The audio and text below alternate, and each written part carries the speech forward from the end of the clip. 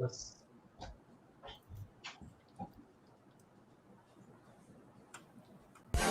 Hey guys,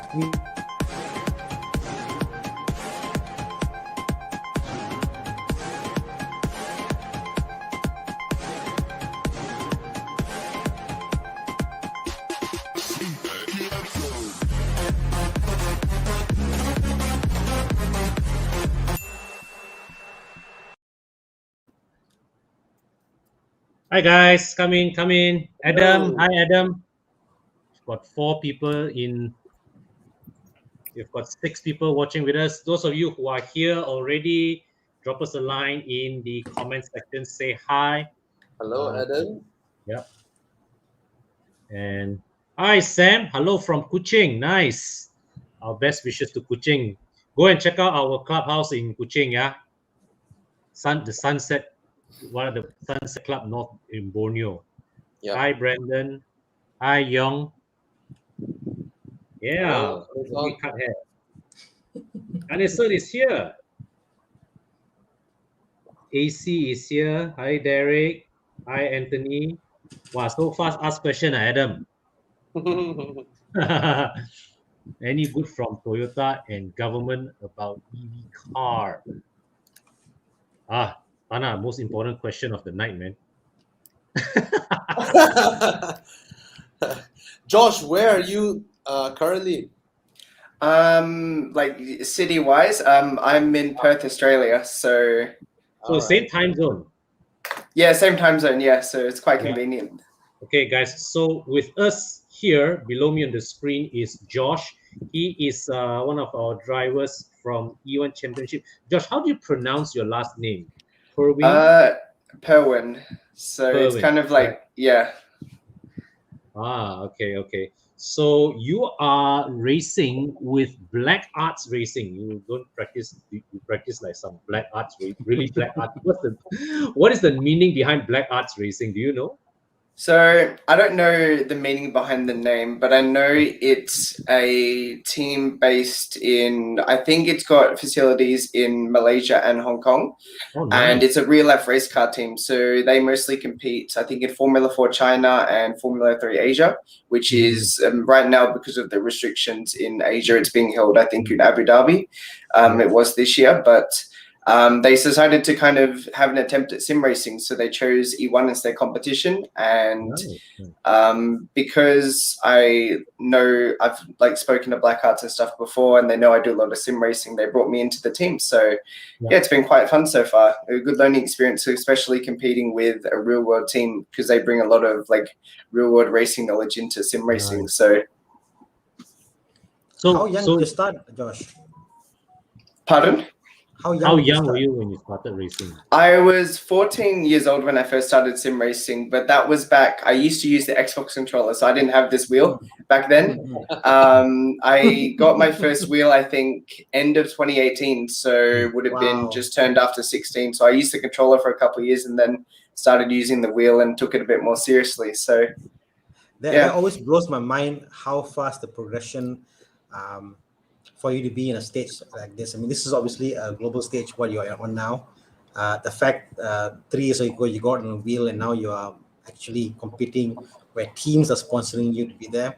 That just blows my mind. You know, it's just fantastic. You know, it just makes the whole world a level playing field. You know.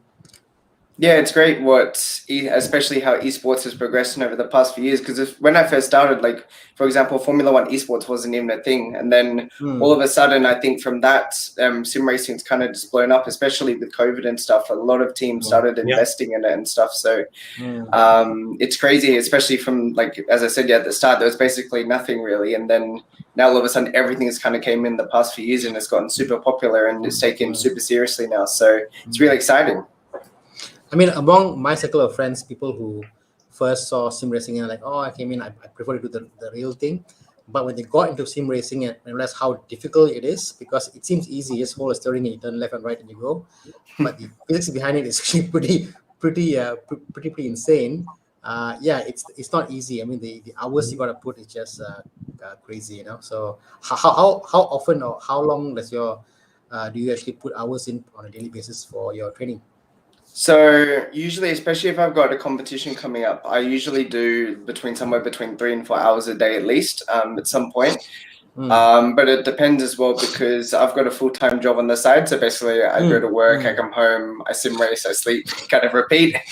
So I don't think I have as much time because a lot of the people that I compete with, they do it for a living, whereas I also have the job on the side which I have to do, so I don't get as much time to practice. But it's still, you've got to put in that time, otherwise you're just gonna fall down the field. So what is your full-time job? If you don't mind I work as a banking specialist. So I work in one of the bank branches in Australia, and basically if a customer walks in, I just try and help them out and stuff. So wait a minute, you're 19, right?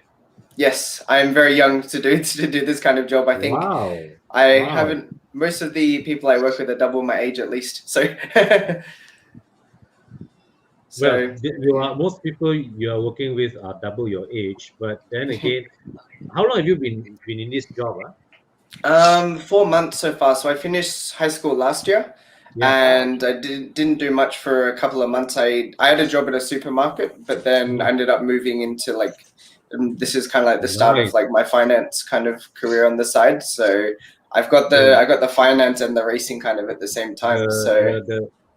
You're straight out. You're hustling straight out of school. You're on your way to success, bro. Thank you. I see there are a lot of trophies behind you. So are those your racing trophies or are those from your other conquests? Yeah, so I've got 4 trophies back there. 2 were from a competition that I did on Raceroom a couple of months ago. The silver trophy back there was for a competition with McLaren last year, which I came second in. But the year before, which is the gold one, I won a competition where McLaren flew us out to Singapore. I think there was 1 to 2 representatives for a lot of the countries. I think Australia, Indonesia, Malaysia, Singapore had representatives, and ended up winning that competition. So McLaren, I got the trophy presented to me, that one I'm holding there, by Lando Norris, and they flew me over to the UK to compete, and the winner would end up getting a job for McLaren as a sim driver. But we also got to do a lot of cool other things there. So we got to test a McLaren GT4 570S, which was really, really fast at the Top Gear test track, and we got to do and got to go around like the McLaren Technology Center and get a tour of all that and meet Lando, Zach Brown, and all that. So that was quite cool. How young were you when you were testing McLarens around the Top Gear test track again? I was 17 at the time, so everyone that I was competing against, I believe, was 19 or above. I think I was the first person to ever make it that was not technically an adult, so into the competition. So that was quite cool. But yeah, it was a great experience, especially for that kind of age. Yeah. So guys, in the comment section, please write down what were you guys doing when you were 17 years old. I was thinking at best I was just playing Need for Speed only, man. I didn't have a computer when I was 17. So yeah, I'm old. So yeah, it's amazing. I guess the leaps and bounds you're going. I guess if you were to see further, you got your finance background there, and you got your sim racing. I noticed that some of the races in the sim world, their goal is to actually race in a real competitive environment. What is your goal out of sim racing? So I guess my goal would kind of be similar to that. So I do sim racing for 2 reasons. One, because I really enjoy the competition. I love like competing in basically everything I do. So sim racing fits that perfectly because I also have an obsession with like race cars and motorsport and all that. But my main goal is to get into the real cars and stuff. So that's why opportunities like what I had with McLaren, and I also got one in Perth where I got to test a Radical SR3 at the local racetrack. But my goal would be eventually to compete in a real race. The only problem with that is there's so much money that's needed to participate. Correct. So my goal is to just try and find a way through sim racing to get opportunities to compete in the real world right now. And that's why competing with a team like Black Arts is good, because they do real world racing and stuff. They have the opportunity, they are able to give these kinds of opportunities. So yeah, that's the end goal, I guess. But have you tried driving a real world single-seater race car yet? Not yet, but that would be the goal eventually. So my goal would be to go to Sepang in Malaysia and end up testing the Formula Renault car with Black Arts. But I won't be able to do that until the borders reopen. So I've got to wait probably another year or so. Tell us about it, man. God knows when that's going to happen. Yeah, no, I'm not sure when that's going to happen, but hopefully sooner rather than later, because I'm really looking forward to that kind of activity. I know what you mean. So I how always is have a your... question. Oh, sorry, Con. You Hey, go ahead, Bobby. Go ahead. I always have a question for the younger generation drivers. Of course, you're a professional, especially you race, right? Do you see a point? I mean, as you always use the pedals, right? For you, your age, your generation, do you see a point with manual gearboxes? You know, like the car world, everybody fantasizes about it. How great this is. See, they are quite cool to watch. Like, especially they still use like the stick shift with the V8 supercars, and that's really fun to watch. But in terms of driving, like I've never actually driven a car with like the manual like gearbox. It's all been paddle shift. So Yeah. I guess there's not as much of a focus on that as it used to be, because a lot of the cars now, especially race cars wise, they're all becoming paddle shifts. So Correct. as a race car driver, you're not really getting exposed to the manual, like that kind of gearbox as much, unless you were to do like, there's a series in Australia that uses like 1998 Hyundai XLs. You'd probably get something like that with that. There is a bit of a focus, I'd say, more in Australia than what there is globally. Like GT car racing isn't as popular here, which is like mostly just paddle shift these days. But yeah, I haven't had much exposure to the manual gearbox, unfortunately. Or like guys in like with the like movie, like not paddle shift. So where would you think that you would pursue your real racing career, like in Australia or in UK or other countries? If I was to do it, I would probably try and do it locally, because I think I'm at the point where I'm a bit too old to kind of go into that Formula One career. I mean, Max Verstappen was in F1 when he was 17, so I think I'm a bit too old for that kind of thing now. I would love to be able to test like single-seater machinery, which I'm probably going to have better chance of doing if I go to Asia to try and test it, just because we don't have much single-seater competitions really over here. It's all like Hyundai XLs, Toyota 86 series, V8 supercars. So there is, if I was to do a series here though, I'd probably eventually want to get into supercars, because that's pretty cool. But again, I think I've kind of missed the mark for that. I'm a bit too old now. So I guess just any kind of racing series, I just want to be able to get into a race car and just drive. I think Australia has a very vibrant racing scene. Especially there's one that boggles my mind. The one where they were driving 4x4 pickups and they were jumping over obstacles. That is crazy to watch. And what is that called? What is that called? Super Utes, I think. Super trucks, maybe, or Super Utes. I think I know what you're talking about though, because they're so fun to watch. And they do like it's like proper race as well. Like they go over like bump ramps and everything that they put on the tracks. Yes. It's crazy. It's good. It's so good to watch. Yeah, I love that. Total chaos. I believe only Australia has that. It's just crazy. Yeah, it's cool. I remember there was a video once. I was watching one of those races, and they went like they had the radio with one of the drivers on board, and they were talking and like on board, and they were talking to while he was driving, and he was kind of just going like he was just talking about like he was like, I'm ready to go over jump, like wee, and then just as he goes over the jump, it's quite hilarious. But I love that series. There's a little bit of a redneck in every Aussie. It's just crazy, the stuff that you guys do, and the Americans. I just really admire like the racing scene in America. I mean, they race school buses in America. Yeah, that is insane, man. Man. Yeah. Yeah, So- I love how America does the dirt tracks as well with the NASCAR. So this year they brought in so one of their tracks, which is like a big stadium, Bristol, they just made it a complete dirt track and they chucked the NASCARs on it. So that was the Cup cars. That was great. That was great fun to watch because they were just drifting through every corner. Basically, well, they were drifting through like the entire race. It was so crazy. So yeah, man. So I wish you a great success in your E1 career, and don't say you're too old. Come on. Right? Don't But say Josh, that. before we let you go, we'll just take a few questions from our viewers. All right. Yeah. And you watch F1. What are your thoughts on yesterday's race? All right, so I'm a big Max Verstappen fan. So I actually watched my races at the Crown in Perth, which is like this big like casino kind of area, but there's a sports bar kind of attached to it.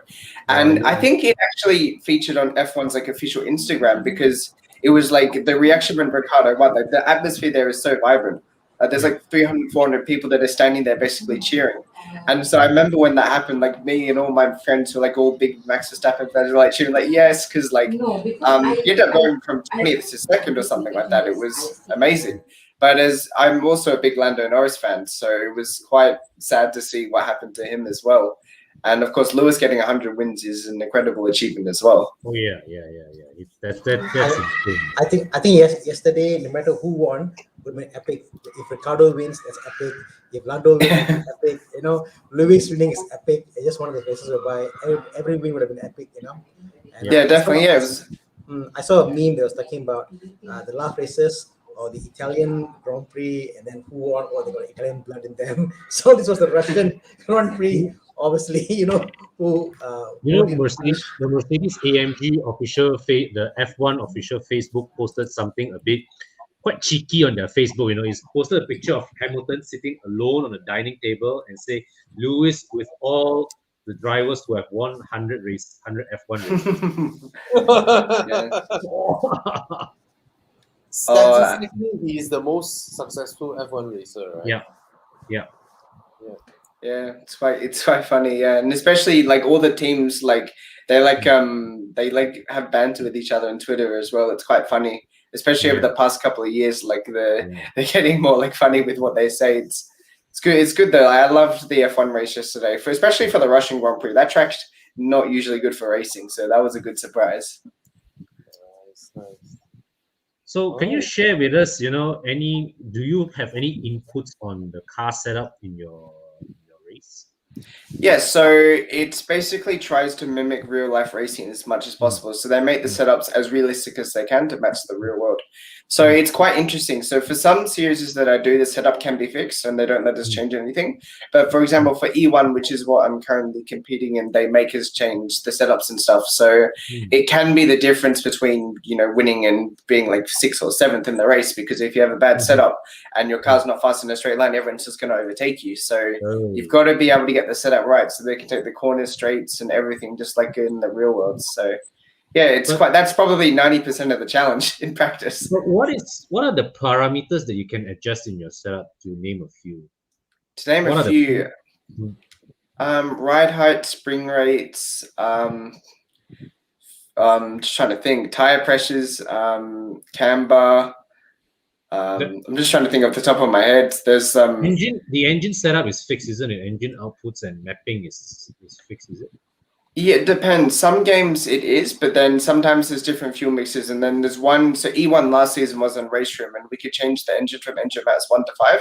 So if we needed to fuel save, we would go lower engine modes, or even like in R Factor or a game like that. If you just want to save some fuel, just go like in one race lean, for example, instead of race mix, and try and save some fuel. So there is a bit of strategy involved, especially with the engine, changing the fuel levels as well. So there's a lot involved in terms of the strategy and getting the setup right to be able to drive as well. The other big thing as well is the rear wing and the front wing, but it's quite tough between sims because every single game has a different setup philosophy. So some are closer to real world, like iRacing and stuff, while some of the games like the Formula 1 game are a bit more unrealistic and require some really ridiculous setups to be able to drive it. So yeah, it's quite funny some of the setups they can come out of those games.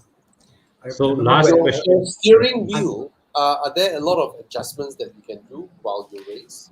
Yes, so here, well, I've got the paddle shifts back here, but you can't really see this side of it. But there's 1, 2, 3, 4, 5. There's 11 buttons here that I've got basically everything mapped onto. So that can be like my brake bias changes or my fuel changes, or just seeing like the relatives, so seeing who's behind me, who's in front of me, and stuff. So yeah, Wow. it's quite cool. It's Nice. I was just amazed when I learned how closely sim racing simulates the real deal. Yeah, exactly. And I mean, like some of the Max Verstappen is probably one of the best sim racers in the world as well. So it's quite funny. Like he qualified for the world, like the big world championship, so against the best sim racers in the world. So it does closely replicate it. And you find the drivers who do spend that time in the sim these days, like Verstappen, Norris, and whatnot. They're the ones that are starting to do really good in the real world as well. So you're starting to see it kind of take a bit more of an effect. And the drivers like that, because in sim racing, you've got to be so consistent to be able to keep up to the front. You find those kind of drivers are starting to like outperform the drivers that don't do the sim as much. Like Ricardo's had to start doing the sim a bit more to be able to keep up with them. So yeah, it's interesting. Nice. Yeah. Nice. Definitely sim racing is the way to go, because I think it is more driver talent than the technology behind the cars. I remember hearing a talk from Lewis, and he was going like, "Oh, you know what? In a race, we lose 4 to 5 kilograms at the end of the race because we sweat so much." And he was talking about how they and how 1 kilogram means 0.02 seconds, and how at the end of the race you end up a few seconds slower, and you're tracking all that. And I guess in your world, data analytics is a big thing, isn't it? The amount of data that you get out of it, and you go through the data set and analyze, that itself is just a killer for a driver to get involved in. Yeah, so like for example, we use Motec as basically our data logger, which is what the real world teams use. It shows them kind of everything like braking inputs, seeing. I wish I lost 5 kilos at race, though. That would be help. Don't have my weight loss a lot, but yeah. Apparently he does. Apparently he does. But I'm sure he gains it back with beers and stuff at the end of the race.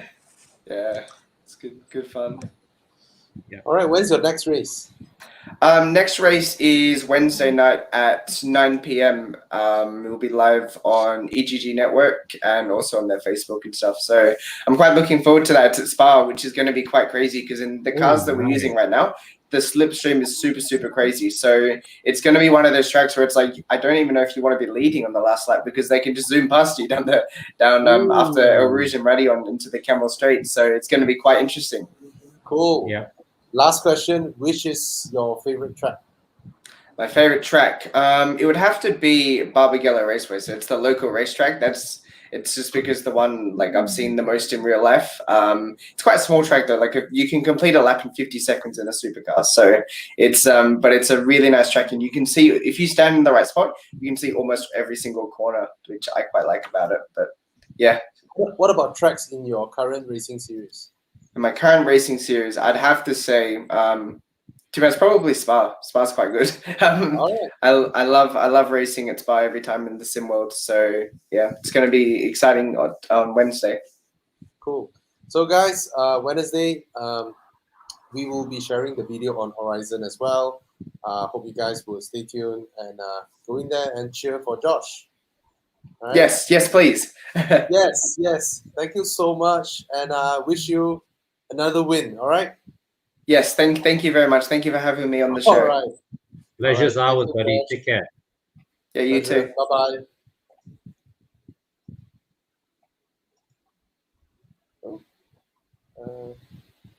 Yes. Cool. Okay. Racers. Interesting. All right. We have a lot of questions to go, guys. So, yeah, come on. First one. Yeah, buy and put Langkawi. Good. Okay, Bye. this is more important.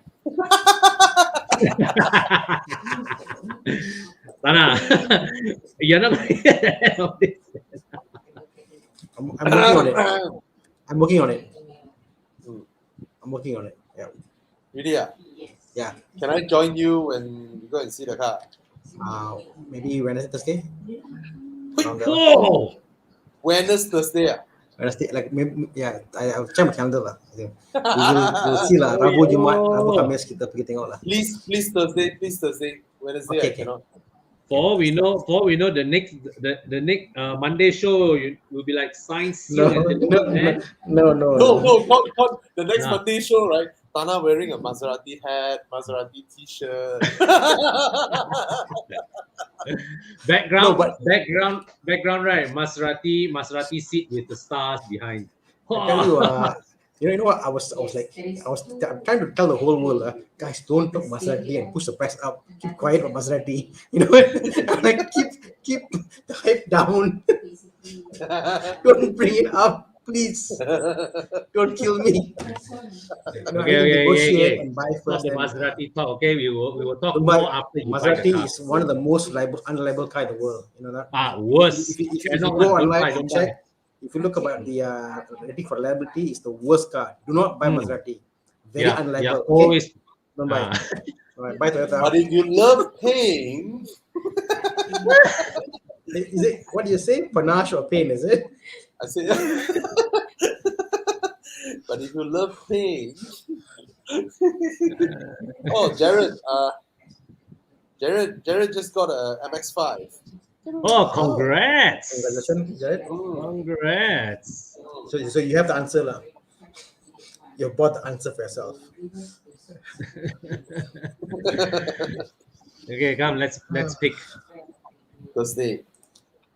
Come, Audi question. There's a 4-liter S7, man. The old Yeah. one, This The would have NA. been. NA lah. No. Oh. Turbo. How about The it's not a S7. V8, is it? No, it's a Oh, V8. it's the V8, right? Yes. It's turbo V8. S7 has the same engine as the RS7. Oh. No, for the 4.2, it's a turbo. 4.2 is is an NA. NA. NA lah, yeah, correct. Yeah. The 4 is turbo lah. The 4.2 is NA lah. V8 lah. Yeah. Yeah. And the S7 4-liter. Yeah, I would definitely get S7. The S7 is, I would say, the car that offers you much more usable performance, even though the RS5 perhaps is the one that will have I that. got a friend who has got the 4.2 V8 engine. Like he don't buy. Why? Don't buy. Because we go in Why, a group of all like turbocharged, all the guys. So like nice sound, but it's like if you're in that kind of mindset, it doesn't fit you, no? But I think the V8 will suit cars or like Maserati, you know. Hey, you're the one now that's talking about it. We quiet. We moved on to Audi already. No. But I guess for the Audi, I just think the S7 4-liter turbo is just nice. It's just a beautiful engine. Same as Bobby's RS6, you know. It really depends on what he you want, wants. The RS5 certainly would drive better. It's more nimble, more agile, lower maintenance. Even though it's higher road tax. But the RS5 4.2 is so costly, man. I thought it's cheaper. 4.2 versus 4.0 will No, I mean the no, price. for the price, I don't think that's costly. No, it's much more cheaper. Tana, this Yeah, RS5 Cheap. It's cheap. 4.2, it's like I think so rare, right? It's up to the seller to dictate price. Really. No, it's cheap. But Con is cheap. Really? Yeah, they don't really have much. I know all the cheap cars. Trust me. You cannot find Tana. Very hard to I got already. I'm now on car. Let's got 3 for sale. 170. Nice. 170. Cool. 170. You know, It's a bargain. 211 last year to get loan. Yeah, but the S7 is more luxurious. It's damn good looking. I mean, just the interior itself, how luxurious, Yes. how well built, the MMI, the screen system, the seats itself. Oh my God, it's like totally different. Like you drive the S7, bro, and I think you might think it's big, but actually it's quite nimble. So it handles very well on the road. Out the S7. And it's damn good looking. The S7. Yeah. Right? S7 is good looking. This looks the age. This 211 model looks the age. The S7, I think it's like another 5 years, 7 years, it still looks badass. S7 will win. S7. please call us. Come review the car. You okay, Tana? You need some water or not? You sound like your voice. Actually, I do. Okay lah. Yeah. Let's take a Some quick drinks, commercial bro. break. Tana get some water and we'll be right Yes. back, guys. Thank you. Good.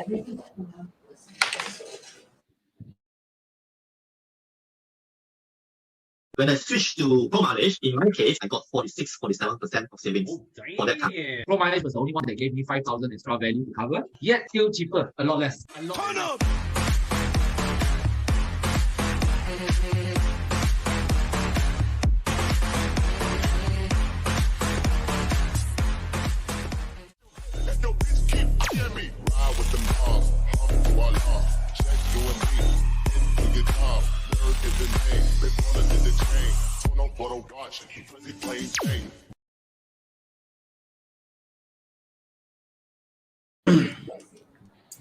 You okay, bro? Your Hey, voice. bro, I'm back. One second, let me get Ah, my you mic. sound That's better. the mic. That's the mic. Sound a That's the lot mic. That's the better. mic. We can Back. hear you. We can hear you.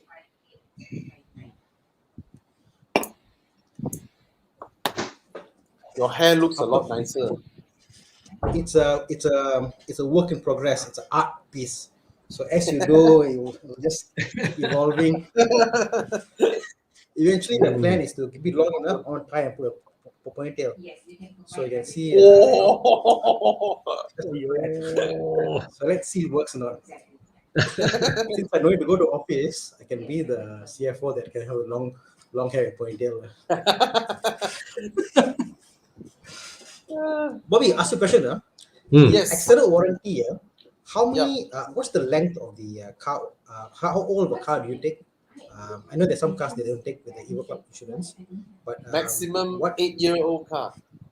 up to the 8th year of the car, okay? 8 year or 140,000 kilometers. Oh, really? Yeah. But Okay. yeah, so now this year is the last year for any 2013 manufactured car to get Evo Club extended warranty. So it doesn't care whether yours is a January 2013 or December 2013. This is your last year to get extended warranty for a 2013 car. So Rachel, if you're listening, you can get one.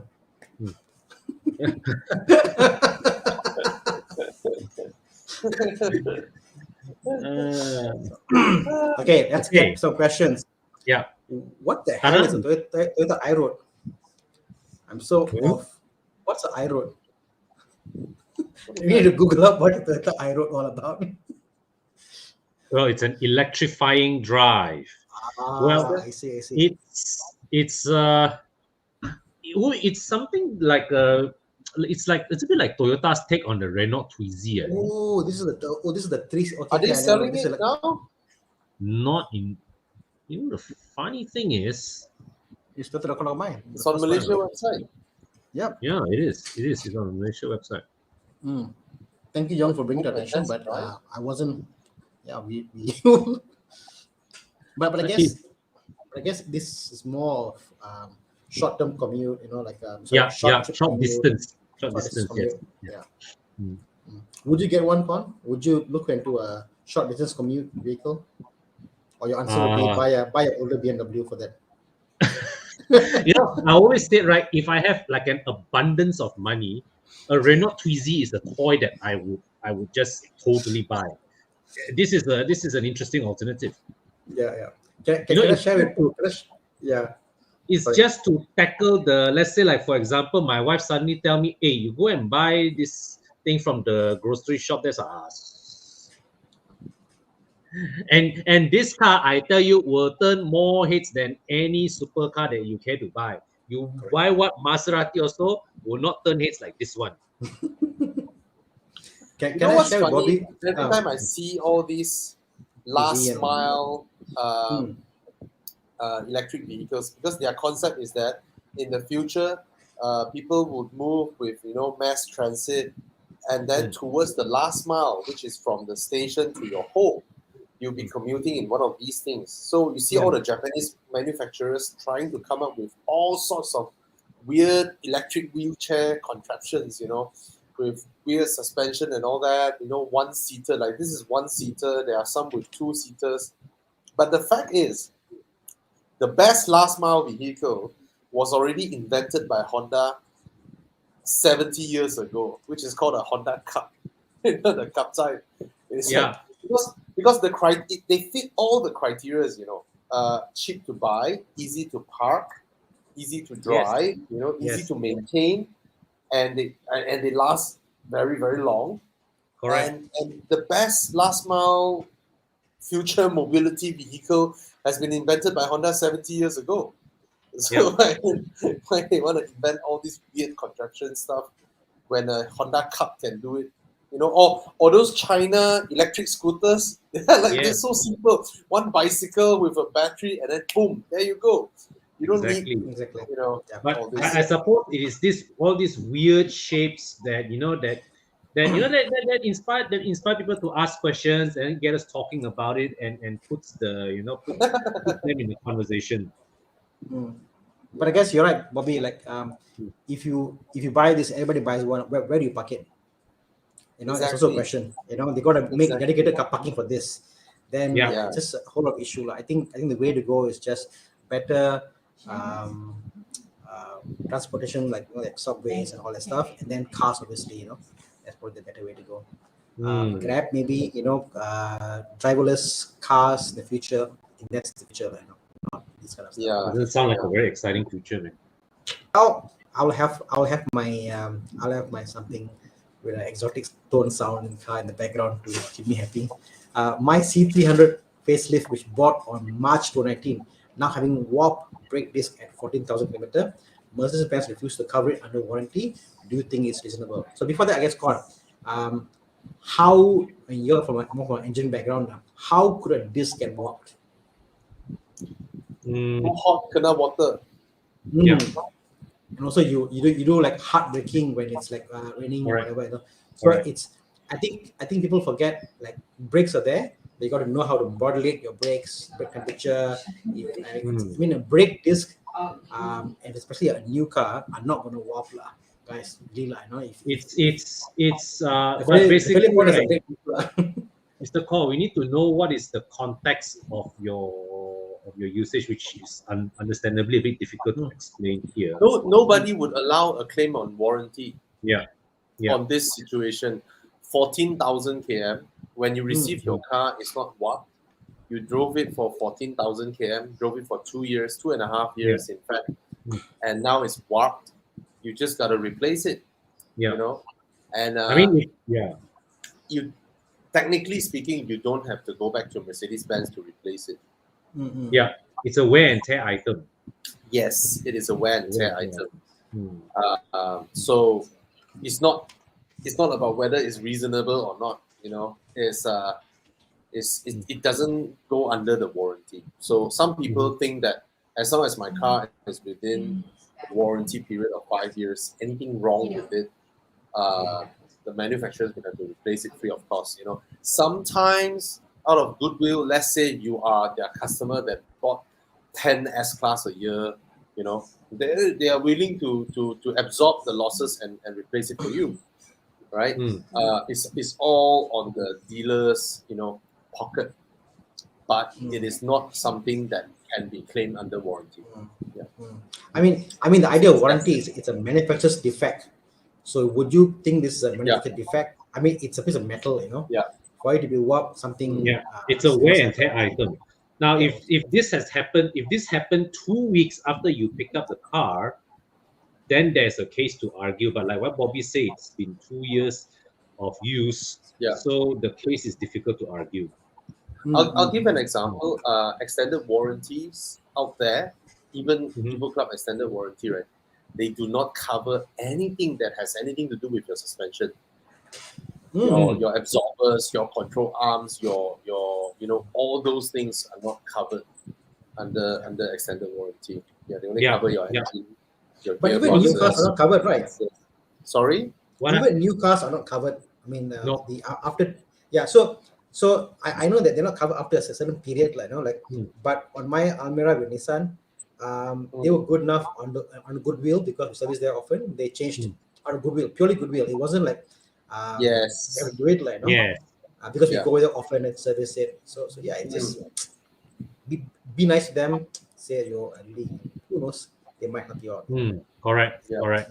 So HM Core, I mean, next time, right, when you realize your brake discs are warped, right, first you go in there and say, I'm interested in the Maybach or the G-Wagon.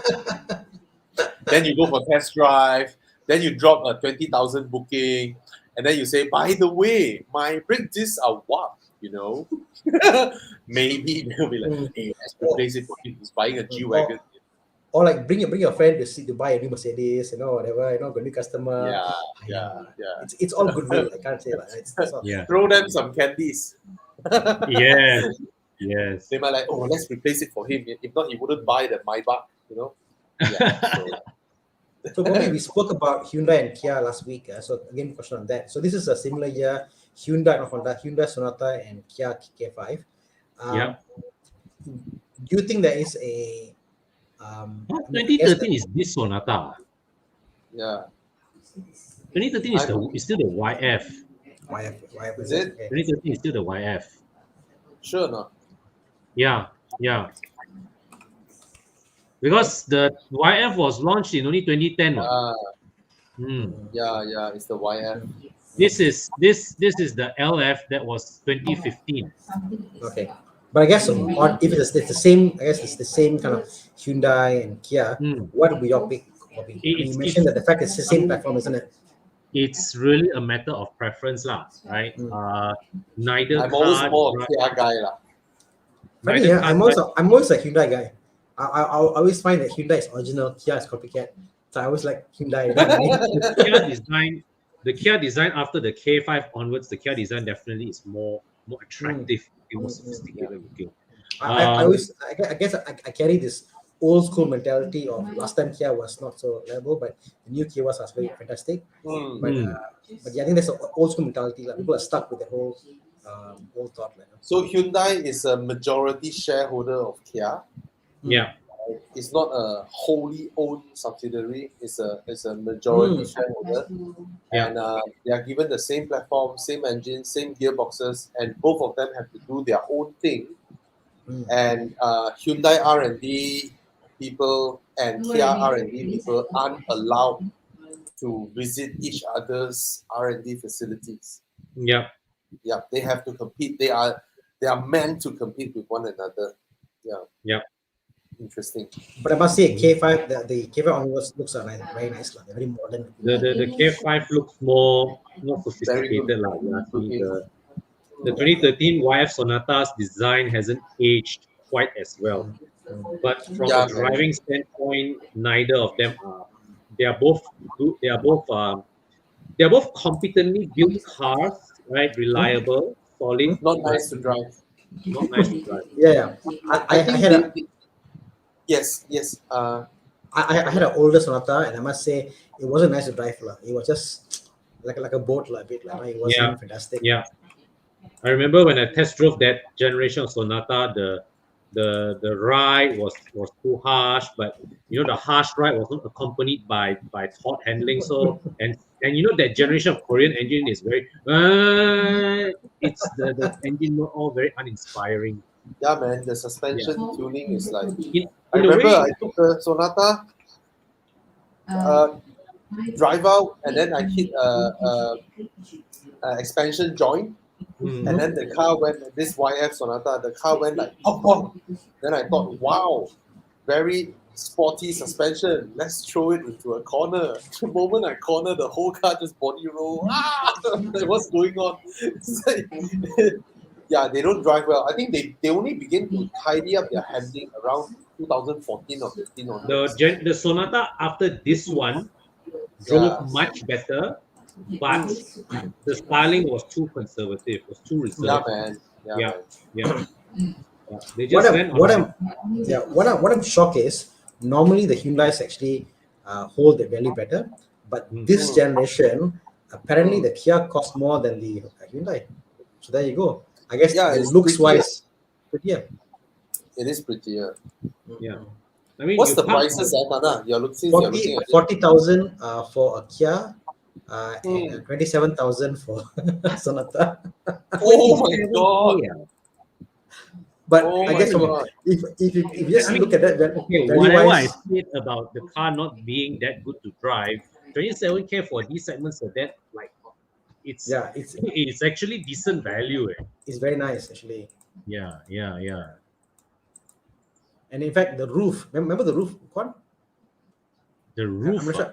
Do you remember the roof? Or how the roof was? Why? What about the roof? Maybe you forgot how the roof looks like. It's a panoramic. It's a double roof. Let me show you here. Share screen. Yeah. So for all that, so this is the Hyundai, and look at that. You got double sunroof. Huh? Wow. Yeah. I don't remember that at all. Executive plus sunroof. Option. This, this is the mid-spec 2-liter model. Yeah. So I mean, in today's modern enough. So for Yeah, 27K, yeah. the Actually, Kia Optima. Kia Optima, again, same roof, no? There's the same roof there, yes. no? The Optima So- looks Very nice. sportier, huh? But that's the thing, the Optima looks sportier. Then when you get in, you start and you drive right. I remember, I remember my experience test driving this car. Like, wow, this car looks good, Although I know to adjust my expectation, right? But still, when I put to drive and I move up, I cannot lah. I own the older Sonata, the EF, and when I got into this Sonata to test drive, I was like, wow, the roof was fantastic, the roof and all that. I was all wowed. I remember going to in 222, and I went for test drive, and then I was like, you know what? After almost 10 years apart, they haven't got much better. so like 202 versus 213, I was like, they haven't got really much better. They're about the same, So yeah, a bit disappointing handling wise, But all I just sent a changed, link into the private chat. Oh yeah, okay. I I'll share this. found a Honda Accord for 50-ish thousand. Yeah, my God, you look at that. Wow. 50 plus. Hey, this is Just get this one. Yeah. This is good. This is good. The best Accord today. Yeah. This generation No Accord question. is just so good. No question. Yeah, they look good. They're well built. They're beautiful inside out. Yeah. Spacious. Yeah. No sunroof, but Very it's a small successful thing, generation. Yeah. Yeah. It's an So Accord. I hope that answers the question. Relax, recharge, and reflect. Please reflect All right. and get an Accord instead. Unless you don't care about handling, then you can either get the cheaper one. That's my comment. Okay. Yeah. Next question. Yeah. So, who's next? Okay. Yeah. A lot of How about this questions. one? Jim Lacy. What's the guy who buy a BMW F30 use? We have said this before. N20 engine, So many timing engines, changer. so many. Yeah. Yeah. Tana, I you think- recently Correct. I've been on the company hunt. I've been hunt to evaluate it, look for F30. So one thing I've learned is that so the 5-year free service and warranty from BMW, it's a good thing. So if you get like newer cars, it has that 5-year warranty and claim. But apparently, not all the cars will have the warranty because they don't service with BMW. So if you're going to buy one, especially a newer one, like 2018 and stuff, go to BMW, call them up and check whether this car is still under their warranty claim. Because a lot of them apparently expired. If you're getting a 330E, for example, I know people say it's the 8-year battery is there, but not all the cars got 8-year warranty because it's 4 years. 4 years extendable, you gotta pay like 3K or a lot of them cheapskate, never extend, you cannot F-line, So check that out, and then just get the best deal possible. Remember, if you're buying a 5-year or less F30, it could be still under warranty. You must check with BMW whether it's okay to get the car. That's my best advice I can give you. But agree. Okay, I would let's say, take the next generally speaking, the F30 generation, they are all generally pretty reliable. Yeah. Yep. And, but the interior, somehow, people who are crafting their cars, right? I mean, you will find Yeah. the same F30 from same year, where one interior is like disintegrated, you know, another one still okay. I find Yeah. that those rough use they really fall apart. You know, Like- I was once invited to a tire event in Sepang. So the event organizer, they rented cars from users, all a bunch of white color F30s. And I tell you, some of these cars, because we know they are owners' cars lah from the event company. And I tell you, some of these cars, the interior are just torn to pieces, man. Are just like scratches here and there is one thing. What I was shocked is that I saw, remember the one we saw, the 330E con in Kansas City. Yeah. Yeah. I was shocked to see. Okay, now the driver's side is already worn off. This was Yeah. the passenger side on the bottom back. So again, your normally what it hits is normally the top part of your back, or middle Yeah. part. Yes. The Yeah. bottom part of the back leather was worn off. So I was thinking, how the hell could that be worn off? Impossible, And- you know. And Tana, you know that the facelift, the build quality is already improved from the pre-facelift. I remember when I tested the first batch F30, right? I was appalled at the interior build quality, and this was 2012. Before I was a lot less experienced and a lot less exposed to some of the more expensive cars that I've been getting the last 2 years. But even then, I was like, wow, they built the interior like that. No joke, Bobby. Today I actually called up Con. I said, Con, how much you think it cost? I'll go a decade do the whole interior for an F30. I was asking Con today because I was so appalled by all the car I'm seeing. The interior is just like that, just fading away. You know, it's just crazy. Yeah. I don't know why. But the F30, a lot of them is well known. The door handles will melt. That's the most well known one. Interior. Inside, outside. The interior, the plastic part where you hold the door, Yeah. that one melts. The plastic melts. It's an F10 and F30 problem. But if you got the problem, guys, you should buy an Audi. Audi interior very good. Oh, Yeah. Audi interior Really, is perfect. Audi interiors are Really way better. I mean, way longer lasting. Yeah. And then I realized that the 318 is a peasant spec. Looking at the seat, Bobby, Yeah. the 318 seat is so horrible. Yes. So You know so I found a reason. It's horrible. It's just flat. It's like a papan, you know. Yeah. Yeah.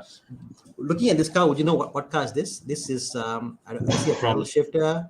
This is That's the facelift M Sport. Paddle it shifter. could, it's probably the diesel looking at the tachometer. Oh, Wow, God. 1, 2, 3, 4, Not bad, Yeah. God. 5, 6. It's the diesel. Champagne, I call you. There Chiang says after 320D LCI.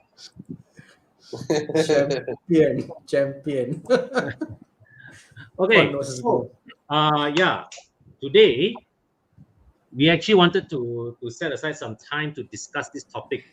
So Chiang, can you show the video that Rachel shared on social media today? Was it yesterday? Bobby and Rachel shared this very interesting video on But that's social a media. Chinese video though.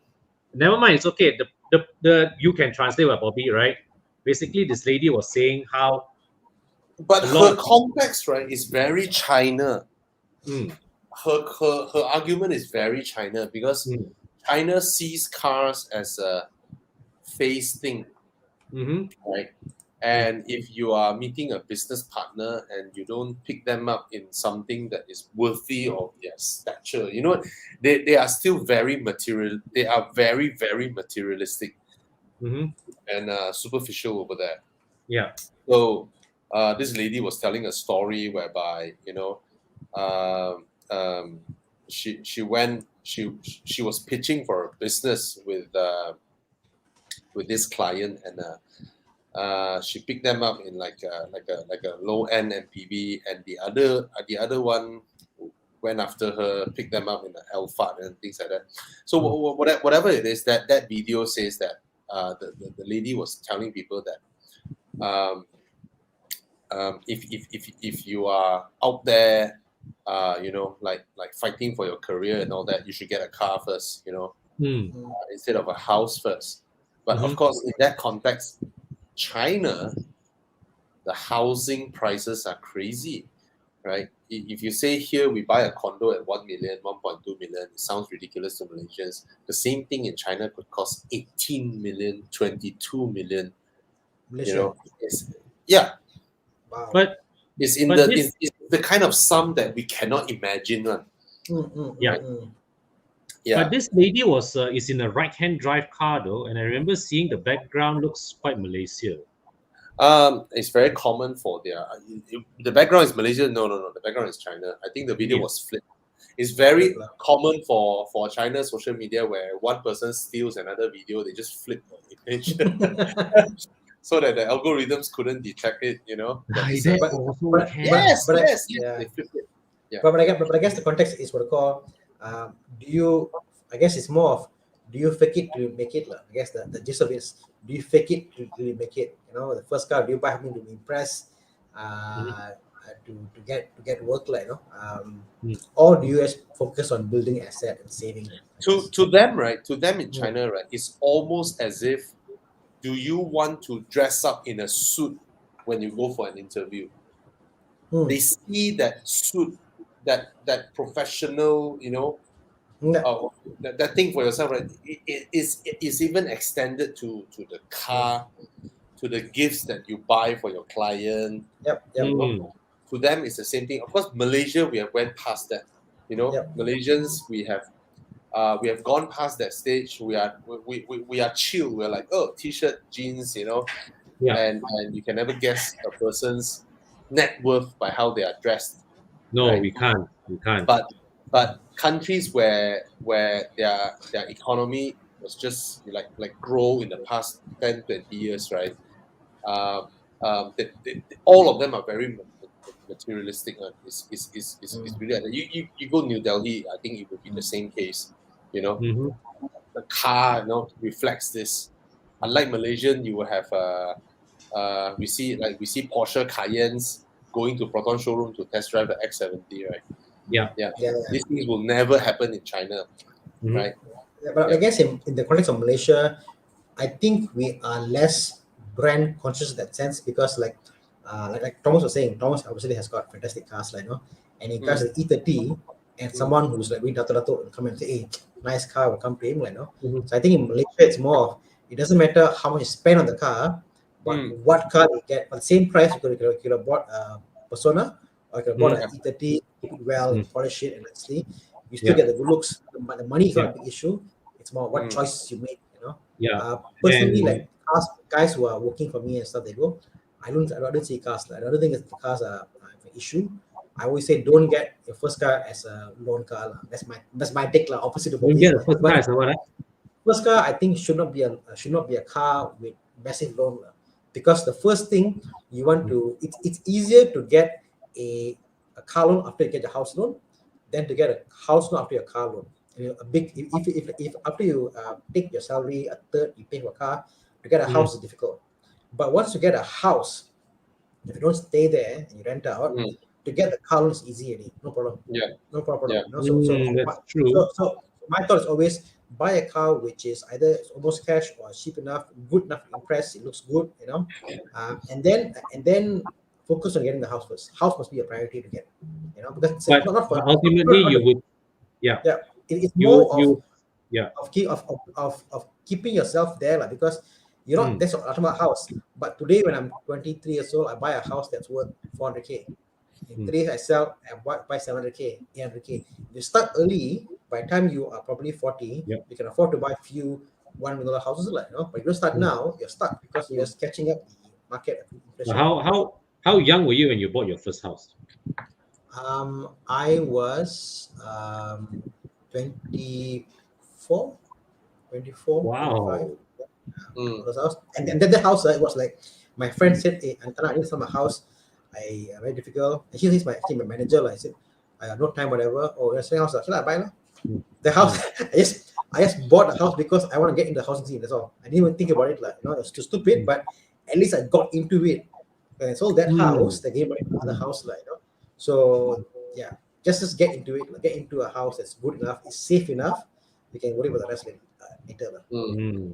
But you still bought a car first before you bought the house, right? It's My just that you first didn't car, buy an expensive car first. correct. My first car was cash. Then after that, I bought car with loan. But always I've been very prudent because I always think about. Again, this is where I agree with Bobby. So Bobby Yes. says take the. I see Bobby don't know what is it, but they say yes. I agree with Bobby. I agree with Bobby that when you buy a car at a young age, always get the longest possible loan, because you know why? At that young age, you want to make sure cash flow seems good.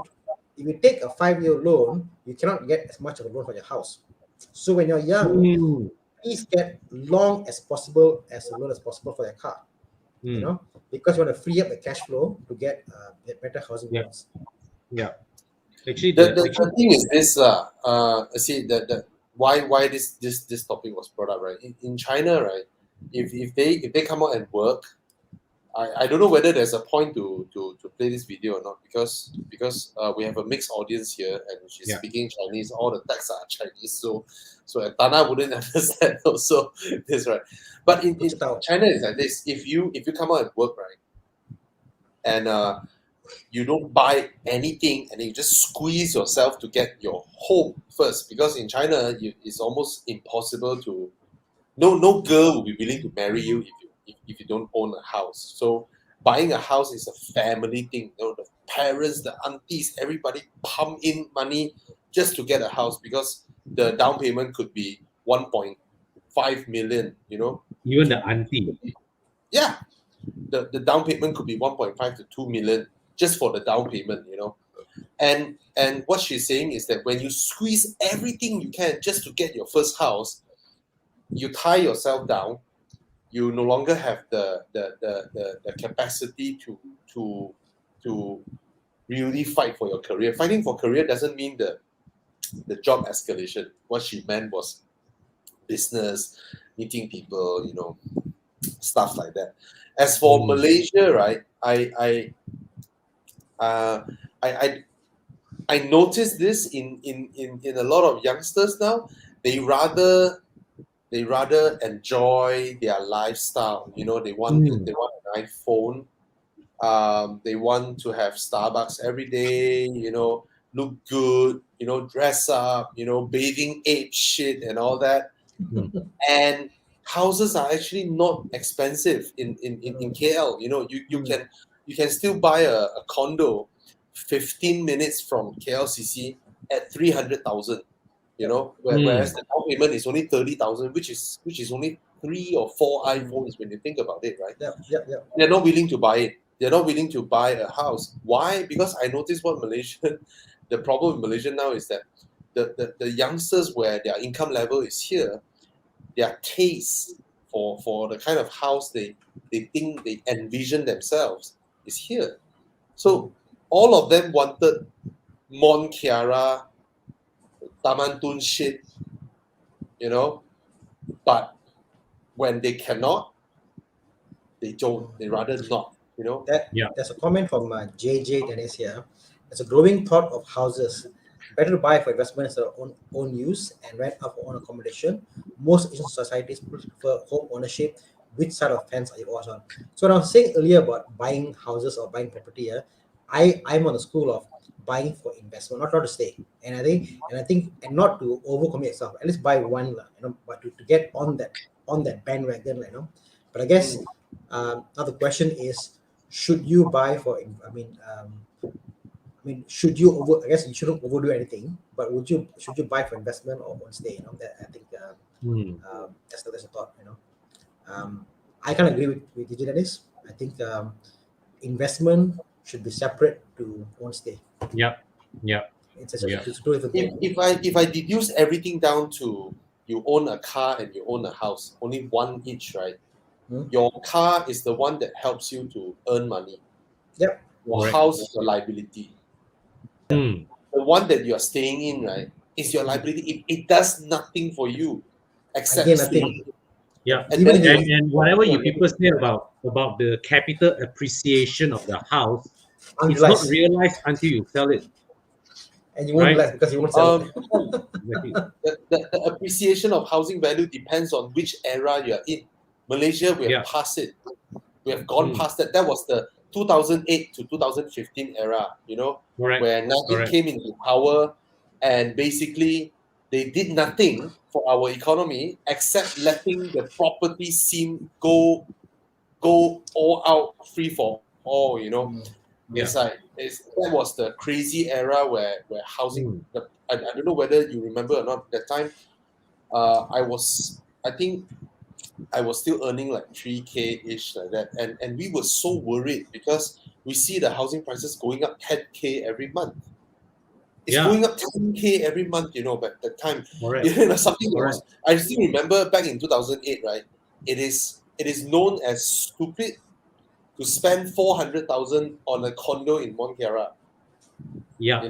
We will see it as crazy. 400K for a condo in Montiara, crazy. 400K for a terrace house in Desa Park City. And then you see that 410, 420, 430, 440, 450 every month, 10K going up until now. A 400K house is like 1.5 million in Desa Park City. Yeah. But this thing is over. It's gone. Now the property prices in Klang Valley, I think, has been on a flat line for the last 5 years or so. I see it there already. I mean, like you see, like right now, my house, if I were to sell it today, right, I'll probably just recoup back my purchase price, and that's it. Wow. I mean, provided the government do something different, provided the government say that, okay, now foreigners who want to come into Malaysia, there's no control. You don't have to we don't set a limit on properties that are above 600K or 1 million. There are no limits. Any foreigner can come here to buy houses. You can come here and stay and look for a job. You can invest here without any local ownership or whatnot, right? Something like that. Or giving land to people to build factories, blah, blah, and all that. Provided some of these are done to trigger, then we will have another round of growth. And with the growth, the creation of value, the value appreciation of housing properties, right, that means more hot money can flow into the market, and then our economy will be vibrant again. But if there's no such thing, right, it's just wait. It's just going to be like that. So when Kissing made a comment here, bought a house 200K and we have 5K in 26 and he sold for. But what he forgot is that car is what made you be able to pay the 200K house to begin with, and more money. So you forget. You don't just park I mean, I always compare cars to your shoes, right? You wear your shoes, you wear them, you go to work, you walk, you run, right? And the shoe would not remain as new as when it was, because you're using it to go for your interview, to see your client, to meet your boss. You use your shoes, and you cannot expect your shoes to appreciate in value when you use it, right? All right. So it's the same thing with your car. So it's not a fair comparison. Now, this mindset of a house first or a car first, you have to go back to the 80s, where a landed property in KL is 40,000 and a car is 30,000. So that's where this thing comes. The parents will say, oh, you should buy a house first instead of a car, and of course that thinking, the mindset of, oh, quickly pay off your car loan, because back then the car loan interest rates are 9%, 10%. Right, it's different from now, which is 2%. I mean, when it's 9-10%, I don't even want to take a 9-year loan when it's 9 or 10%. Yeah, man. You go to Vietnam 9-year now, loan is more than it's more than credit card interest today. Yes, that era, you put money in your FD, right? You get 12% interest. Yeah. That was the 90s, 80s and 90s, when Malaysia was booming, right? Your FD, you get, Tana, can you imagine 11%, 12% on FD? Can you just imagine that, Tana? I don't know. Nowadays, the news today about the boom ownership for the what is the company, and I think where we're heading. Political shit lah. It's political shit. Yeah. I mean, I'm a bit sad, but I hope smart people will come out, and make some good changes in policy for our country, If not, it's hard. You can't. When that's the essence of a democracy. When you have a check and balance, a 50-50 two-party fighting, right? That means unstable political, situation. When it's unstable, this type of populist move will come out. Correct. They will Correct. create things that Yeah. appeal to a certain mass. Yeah. Yeah. So I think Actually, In Kian Tat here has a very good perspective. Properties can't make you money, but it's a good way to hedge for Yeah, inflation. it's hedging. Exactly. yes, That's yes, what I said. Yeah. yes.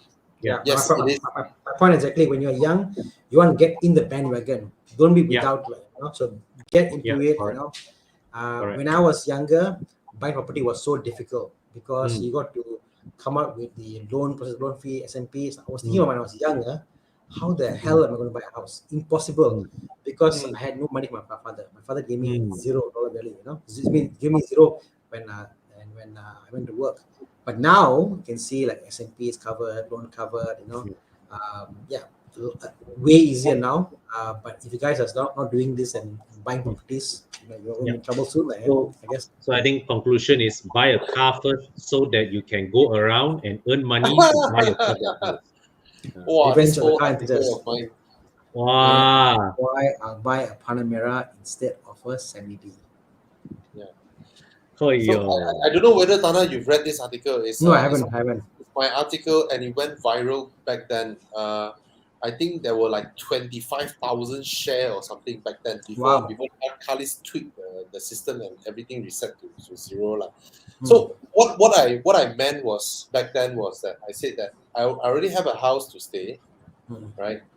I don't need to work my way until I own a Semi-D. I'd rather use the remain. I mean, given that I already have a house, I would instead work towards a Panamera. Interesting you say this, Bobby. I think we come from a age group whereby bigger is better, or Semi-D, bungalow and stuff. But you are the different. Like you think of things for its actual intrinsic value versus the actual physical value. So I'm going from the environment whereby I must buy a big house. So and now I've got a big house. I'm going like I don't want a big house because there's a lot of trouble to maintain because I want smaller. I want experiences. I want a better car. I want to scale down. I don't want this shit. I don't want this trouble of having a big house, security, and all this stuff. I don't want. Life is very finite. Yes. That means there is a limit to it. So if I had an option to go back in time, things will differently. Is one, I would never stay in a house I own because I don't want to have trouble of making house. Like any problem, call the landlord. Hey, problem, fix it. I'll always buy. I'll always buy property to invest. I'll see where the best ROI. I buy that for investment. Next, I would have bought a BMW as my first car. A cheap old BMW and get into the car scene. I wish I knew Bobby back then. But Bobby would have slapped me, said, Tana, shut up, Tana, listen up, buy a BMW. I wish I had that advice. I'm lots of words like money I spent on stupid cars when I was young. If I had bought good cars, like admirable cars at a young age, the people I would known, who would I want to with, so different. I've been so much more than what I am now. I think I'm great now. I mean, but you're not bad. You're not bad where you are now, right? Maybe what I could have become further. Yeah. Think about this. Tana, different. Maybe you would have bought your Grand Cabrio 5 years ago, lah. Tana, for me, right, just 2 weeks after I received the keys from my renovation guy of the current house that I stay in, right? Just 2 weeks after that, I sat down there and then I was like, bugger, if I were to rent the place that I stay in, right, I saved 2,000 ringgit a month compared to my installment. Same here. And I still have 600,000 cash in my bank. Exactly. Which was spent on the down payment and the renovation. Yeah. And all this money gone. And now my monthly payment, okay, I know, granted, if I manage to live longer than my home repayment period, which is until I'm 70 years old, right? Then the house will be mine, you know? So that time I was like, shit, man. Now that I think back, right, 600K, right? How many Facebook or IG accounts I can buy over to make lots more money, to make a lot more money than the thing is this, for someone like me, That's okay. You could have bought in Singapore City or somewhere else, invested, and today you'd have doubled or tripled your money for investment. Yeah. So actually sometimes, right, when we quiet down and think, right, if you always think what if I could have, you're gonna have a lot of stress. Yep. Right. So at the end I was just like, okay, I remembered how I enjoyed shopping for the sofa, you know, going with my wife, you know, looking at tiles and things like that. So that is in a way a kind of experience that everybody needs to go through. Correct. And it's an experience, it's also an experience that you are buying to enrich your life, because not everything in life must be calculated with a P&L sheet to define what is more worthwhile than the other, right? At the end of the day, right? So it's a bit like, hey, why you go morning drive, you pump the power racing, pump 95 lah, same shit, right? Why you waste money? You know, it's like or if you go to a more extreme, why you go drive for no reason? You're wasting petrol. Right? We are exchanging money for experience. Correct. So at the end of the day, right? Sometimes when we think about all this, right, we say, oh, I should have this, should have that, but that's life, man, right?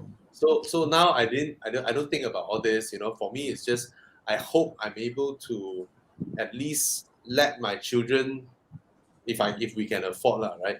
Let our children each have a home, and then job done, then we can buy whatever shit cars we want to pursue, and receive whatever pain that Dana likes. I don't know about you, but for me, the process of renovation was painful. Yeah. I hate renovation. Zero resale value. Zero value. That is something I absolutely do not care to repeat. Yeah. Do it once, then you know why I shouldn't do it. You know, my wife was saying, right, the next time if we reno house or we shift house, we are hiring an ID, end of story. Yeah. The reno, right, is like every time, whatever the contractor promise you, right, your budget will double. Your time deliver also will confirm double one.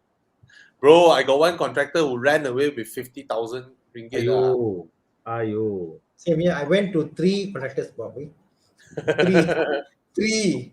And the last contractor did the job. I actually did my house was finished by myself. I actually got people, and I actually did.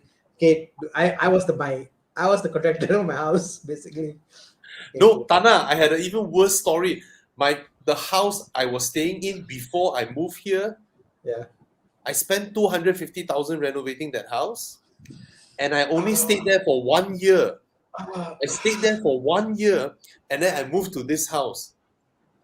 It's like why the fuck I spent and I was renting that house out. My repayment was only 900, and the rental that I received is 2,400.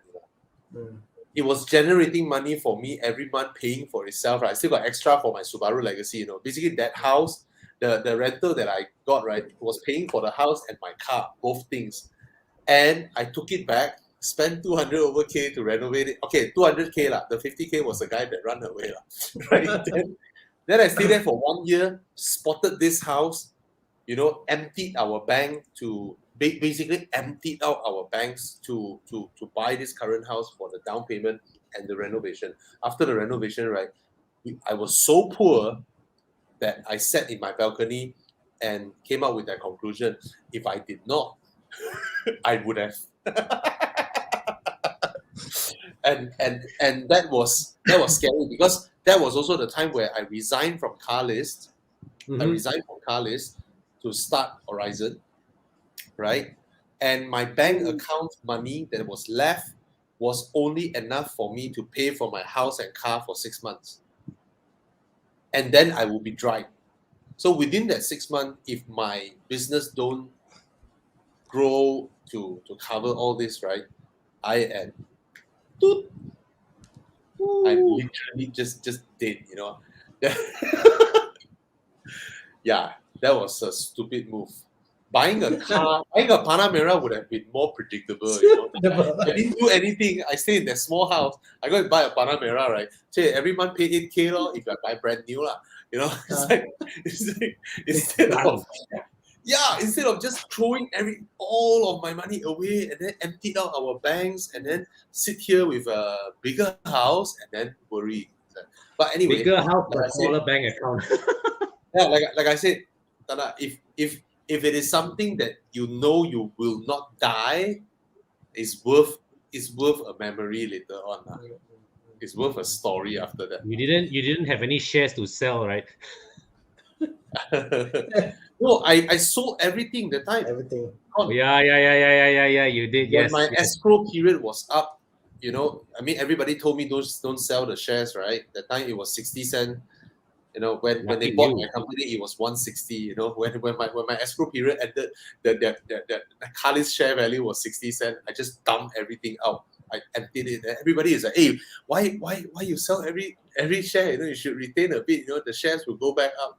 Well, luckily I sold all. It went down to 20 cents after that. It never went back up. Yeah, I think it went back up recently after they announced the thing with Carson. Yeah.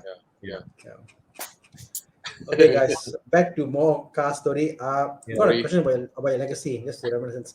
How's your car ownership experience with legacy? Fantastic car. And when you go full throttle, is 1 km per liter.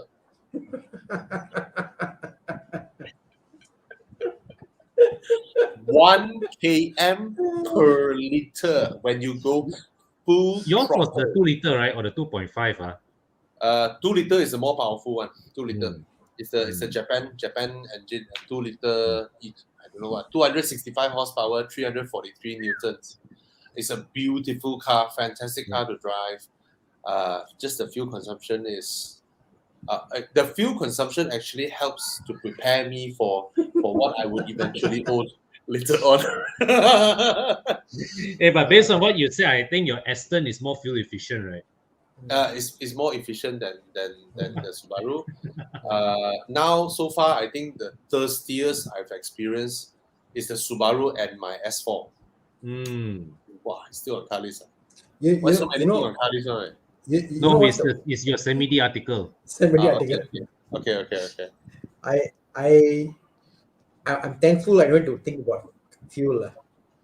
I remember how it was, you know, when you're young, you're like, oh, fuel. Hey, stress, bro. I tell you.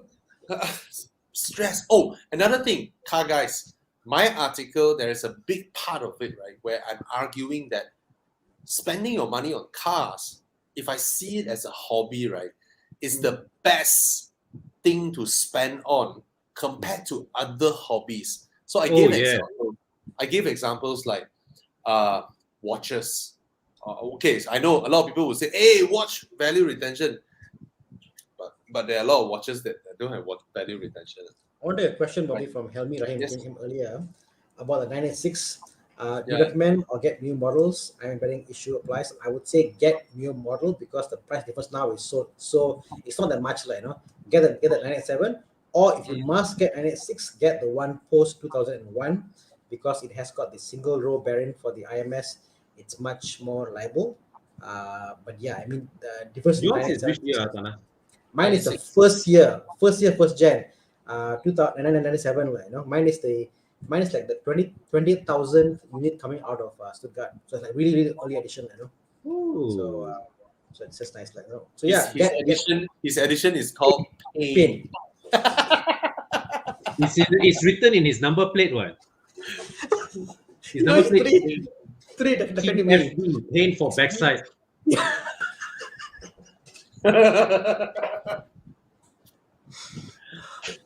Yeah, get the 97. Get the 97. Yeah. Thoughts on the Toyota Mirai? Well, it's not sold here. Yeah. So Sold here. nice Think about car. it, lah. Rear Yeah. double wishbones. Hydrogen. That's a win for me. Yeah. Okay, come. Next. So rest, relax, recharge, and reflex. Obviously, going to buy a car first before he buys a house, or she. Below 50K, best coupe sports car for a student below 50K.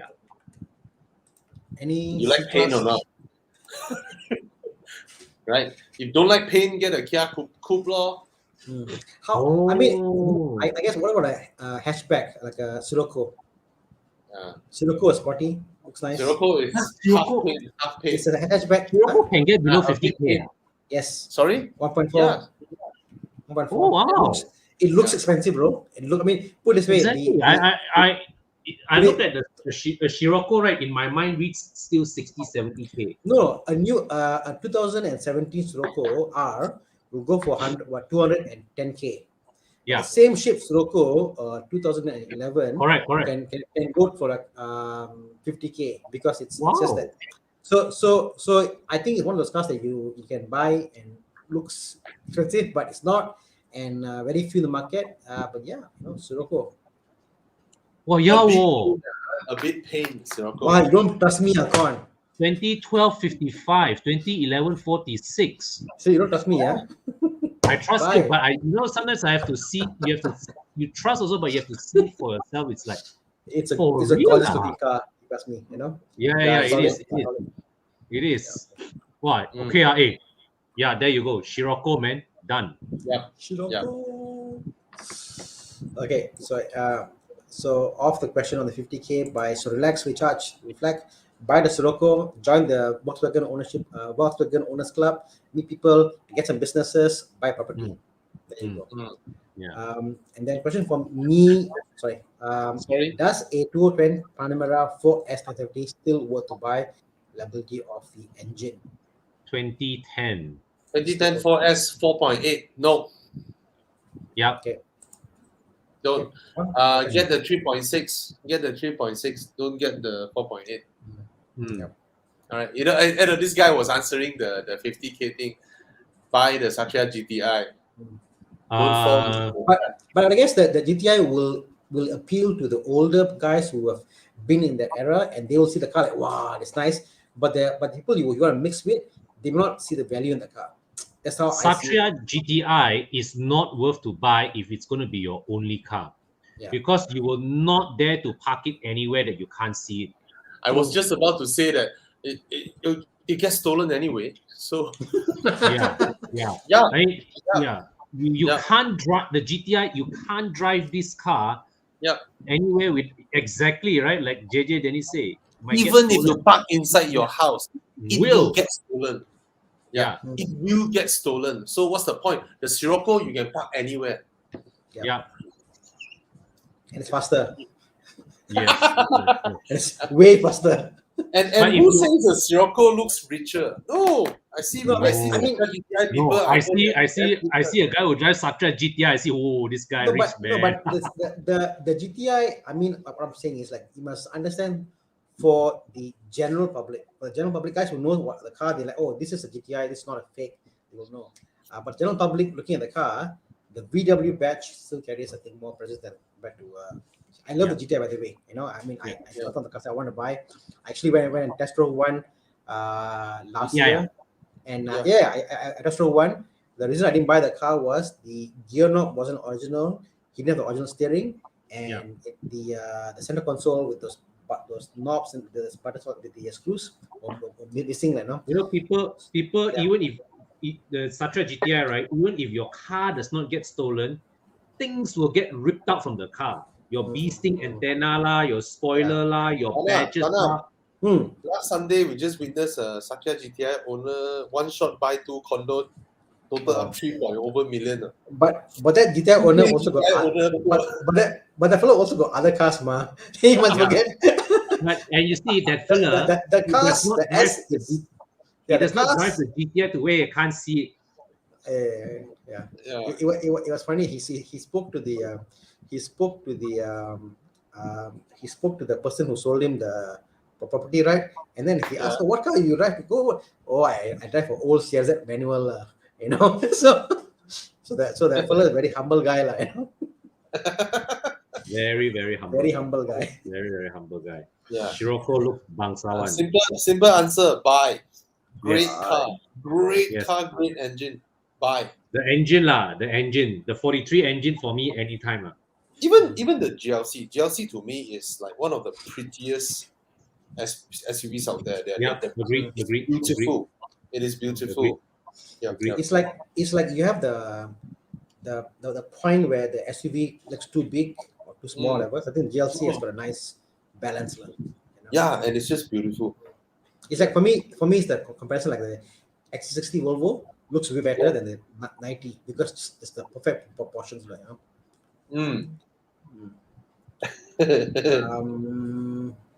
Michelin question. Looking for a hatchback budget, 50K with loan. Want to drive, low maintenance. Okay, so I don't know. I think my Sirocco same. Shiroko, that's, yeah. What about a Golf GTI Mark 6 perhaps? Mark 6 can get. I think can, but yeah, 60K, yeah. 50K, Can. really? Can. Mark 6 can. Also, Mark a good 7 car. not yet there yet lah. Mark 7 not there yet, but Mark 6. Yeah. I saw a question just now asking Mark 6 or Mark 7. Get the Mark 7 if it's in your budget. Yes. Mark 7. It drives way better than the Mark 6. Yeah. It feels lighter than the Mark 6. Yeah. But if you go, but just one, I would say for the Mark 7, right? If you can, go for the one with the tech pad, the adaptive suspension. It does impact the driving experience of the car. Or even though the one without tech pack has the tartan seats, you know, I like that the fabric tartan seats, but the tech pack with adaptive suspension. The car remember this: you have one more spec. You have a suspension that can be adjusted. One day they'll stop respond to your adjustments, so you have to spend money and go through pain to make them react to your adjustments again. Things are like that, you know, like my Audi. Wow, all 4 doors got the soft close, and at the back of my head, one day they'll stop. So yes, if you own a car with a soft closed door, just treat them like a D-spec when they stop working. You know, don't spend money. All the my Audi Bobby, of all the doors, the driver's side window couldn't go down. So I was ready to like not repair it, but like how to go right without the driver's side door, you know, of all the windows, the driver's side window can't go down. I like, force to spend. Hey, you go to accessory shop. Can you swap the motors? Cannot. I asked. Fucking you cheapskate. Memang CFO.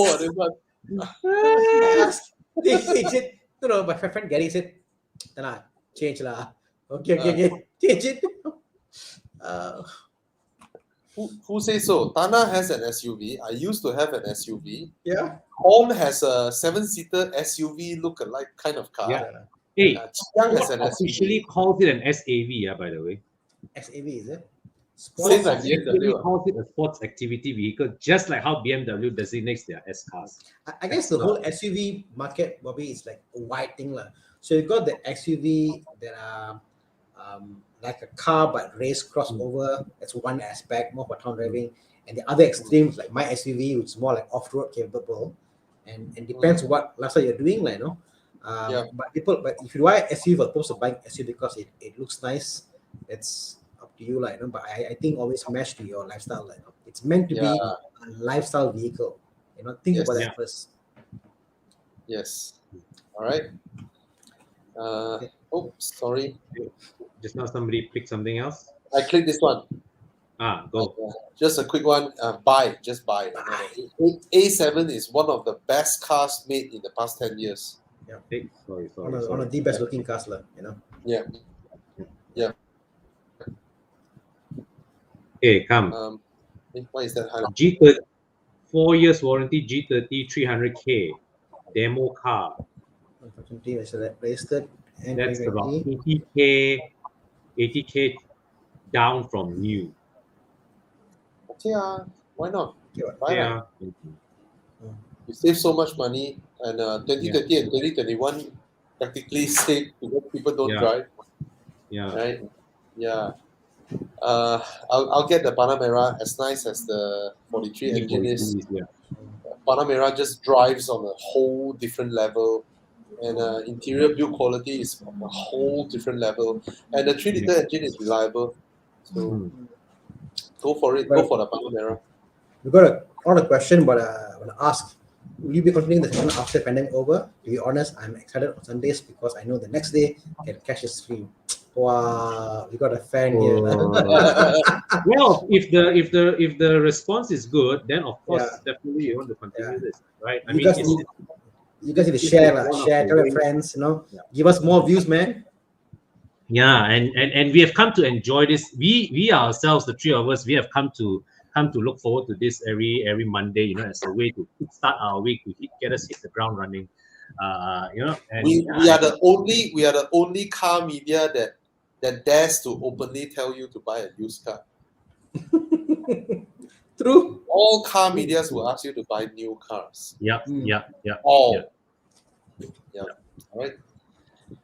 And that's why we get banned by so many brands.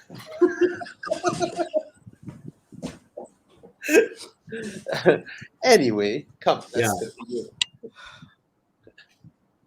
2010 E60 M Sport. Wow. Hey, Well, got 525, man. God, E60 525. That's the main. That is their main selling variant actually. The 525. It's the error they had all the variants. I think they have all the numbers in the world. What is the right? E60? E60 How much now? 30K. around there lah. Yeah. People also can get. I think I always think that you need to love the car's looks.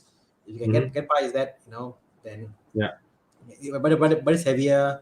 I would definitely get it tuned. I mean, small gains, but it does way better. The rev of the car without tuning, it's a bit sluggish, But yeah, I mean, for what you get interior.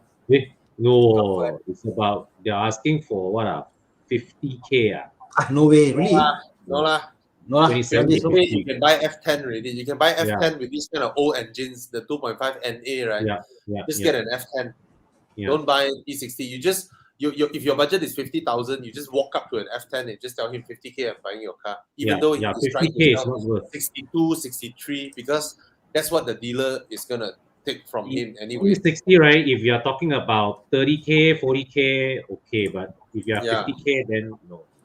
Yeah, whatever it is with the F10 first batch reliability concern and all that, right? F10 is still way more reliable than E60. It's a more complete car. Of course, and F10 is timeless. I mean, you get an F10, you change the facelift bumper and all that, right? You freshen up your headlamps. Oh, that car looks as modern as year 2020. Yeah. Correct. Probably 50K, really? Yeah. Sorry? At least 70, 80K like F10. No. The search 523i. 70, 80K is the 2-liter turbos. If you're talking, if you are willing to settle for the NA6 cylinders, right? I've seen them going for 59 already. I mean, I'm looking at 70K on. I know if it's 50K, that's very cheap, It is 50K. 50K. Wow. It is. Wow. It is. Yeah.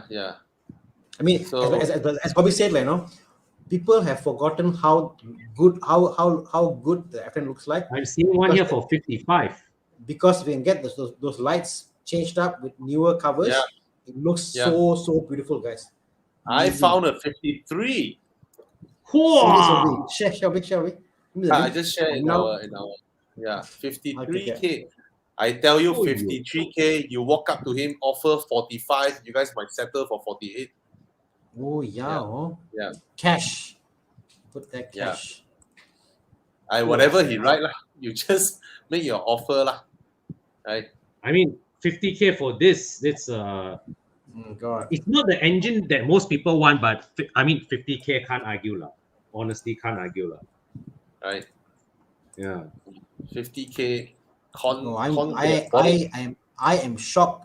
50K for this car, man. Yeah. Yes. Because of too many F10 out there, and there is a Yeah. significant bump in engine technology from 2.5 3-liter NA to 2-liter turbo.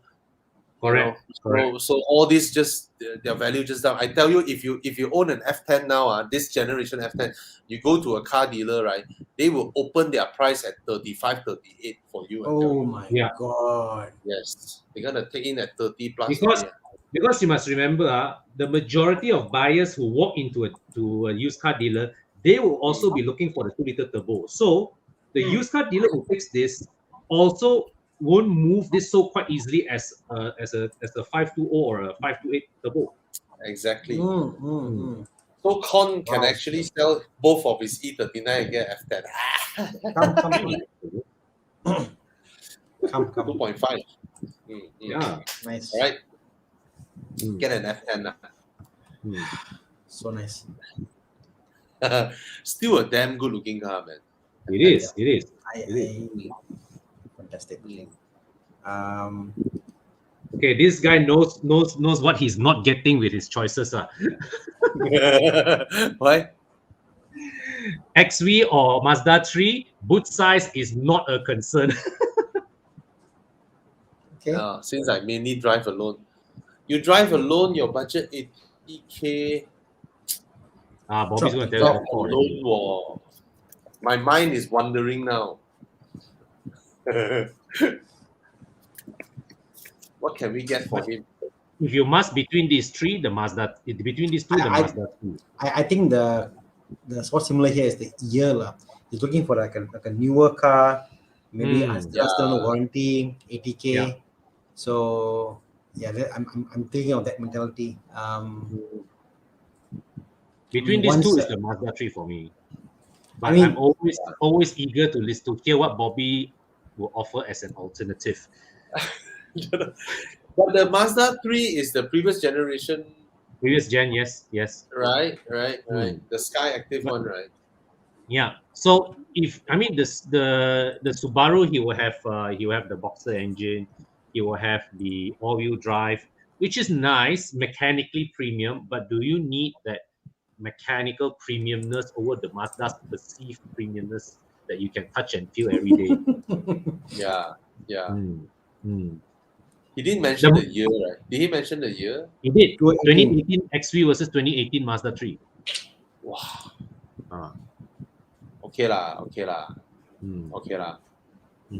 It's an okay choice, Mazda 3. Dana is like, I'm also like. I'm thinking I wouldn't buy. But it's cash though. Cash lah. Yeah, so I would say if your budget is 70K and you're looking at 18 because it's the year, I would say look for cars that are coming out of warranty, cars that are 5 years, you get a big slump in prices, you can get way better cars. True. And so that's what I would buy, and then get Evo external warranty and you're covered, nothing to worry about. There's no reason for you to buy a 218 car, And if you're alone, you don't need an XV because XV is more of, if you have the lifestyle requirement, buy XV. If not, why XV? The Mazda 3 older generation to me, I prefer the new generation. Looks wise, the engine wise is okay, not that great also. So what are you buying? Because one engine is nice, as comfortably, but interior wise is a little bit not so nice. The other one, the Mazda, looks okay. Engine not powerful. So what are you after? You're not getting, at least must have something you are really happy about. Hey, but Mike tells me that the Mazda 3 2.0 Sky Active can be tuned to liberate quite a few horses. Yeah, it can be. You can do that. But what I'm saying is that all your cars, like all your coin, there's one thing about your car you see and like, I don't care whatever the world says. There's one thing about the car I hold true to. Is the thing that I hold on to. With Con, with E39 is the eyes. I saw the eyes when I was young, and like, you know what? That eyes always get me, like the look of that E39, So there's one thing there. So now you got these two cars that are totally polarizing. I'm thinking like, are you buying a car because you're being logical, or is it something that's there to capture you? So they must something there. They must capture your emotion. Like I don't see these two cars to capture your emotion to say this is what I want to get. I don't see the correlation. As a finance guy, I can see your thought. Like you're going, okay, I want to get 218, 3 years, 2 more year warranty covered. I want to Yeah, get 80K. that's more or less I see your logic. But I'm process. saying screw that. Buy a 5-year car with 80K budget. Extended warranty with even insurance. Buy a car that you're like, well, this is the car I want to get. Change your mindset. You know, what I'm saying is don't buy either of the cars. You don't like both the cars. Trust me. Yeah. I was trying to find a 2017 Mazda 6, right?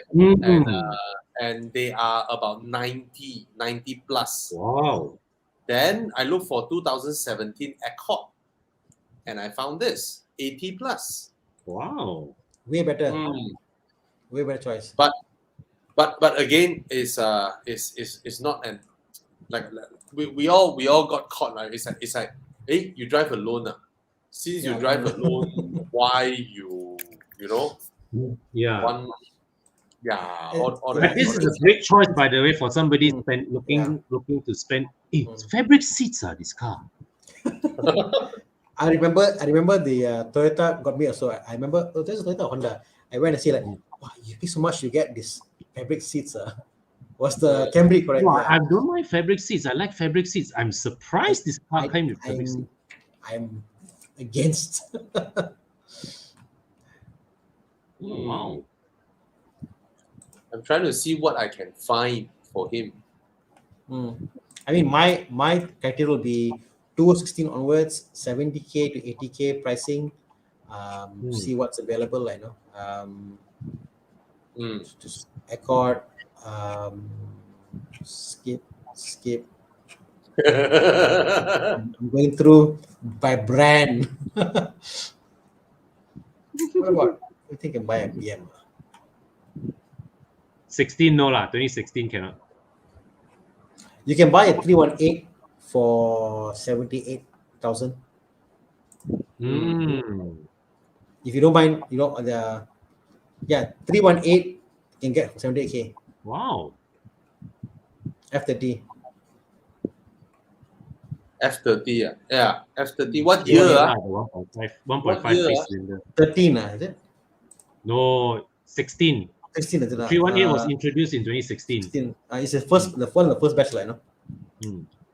Okay, I found a car that is 90 something, but the resale value will be worth it. Ini shot. You saw it already? Yeah. I haven't seen yet. How you saw? Oh, yo. Ini strong. Doesn't look okay. So, your down payment of 8,000 ringgit versus 9,000 ringgit. Yep. Right? It's only 1,000 ringgit more for down payment. But of course, this is a 2-door. Depends on the dealer. If the dealer is able to get you a 90% loan. If it's a private seller, you're gonna get 70.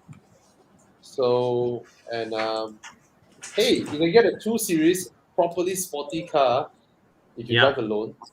And I tell you, you buy a Mazda 3 now at 80 plus K versus a 2 Series at 90K, right? 5 years later, you look at your resale value, right? Yeah, this guy will forever be like 70-ish. Yeah. And that one, just now I saw that picture of the door cut, right? They just take the bloody F30 switch panel and blank out the rear windows there. What the hell, man? That plastic is so ugly, way. That panel there, my God.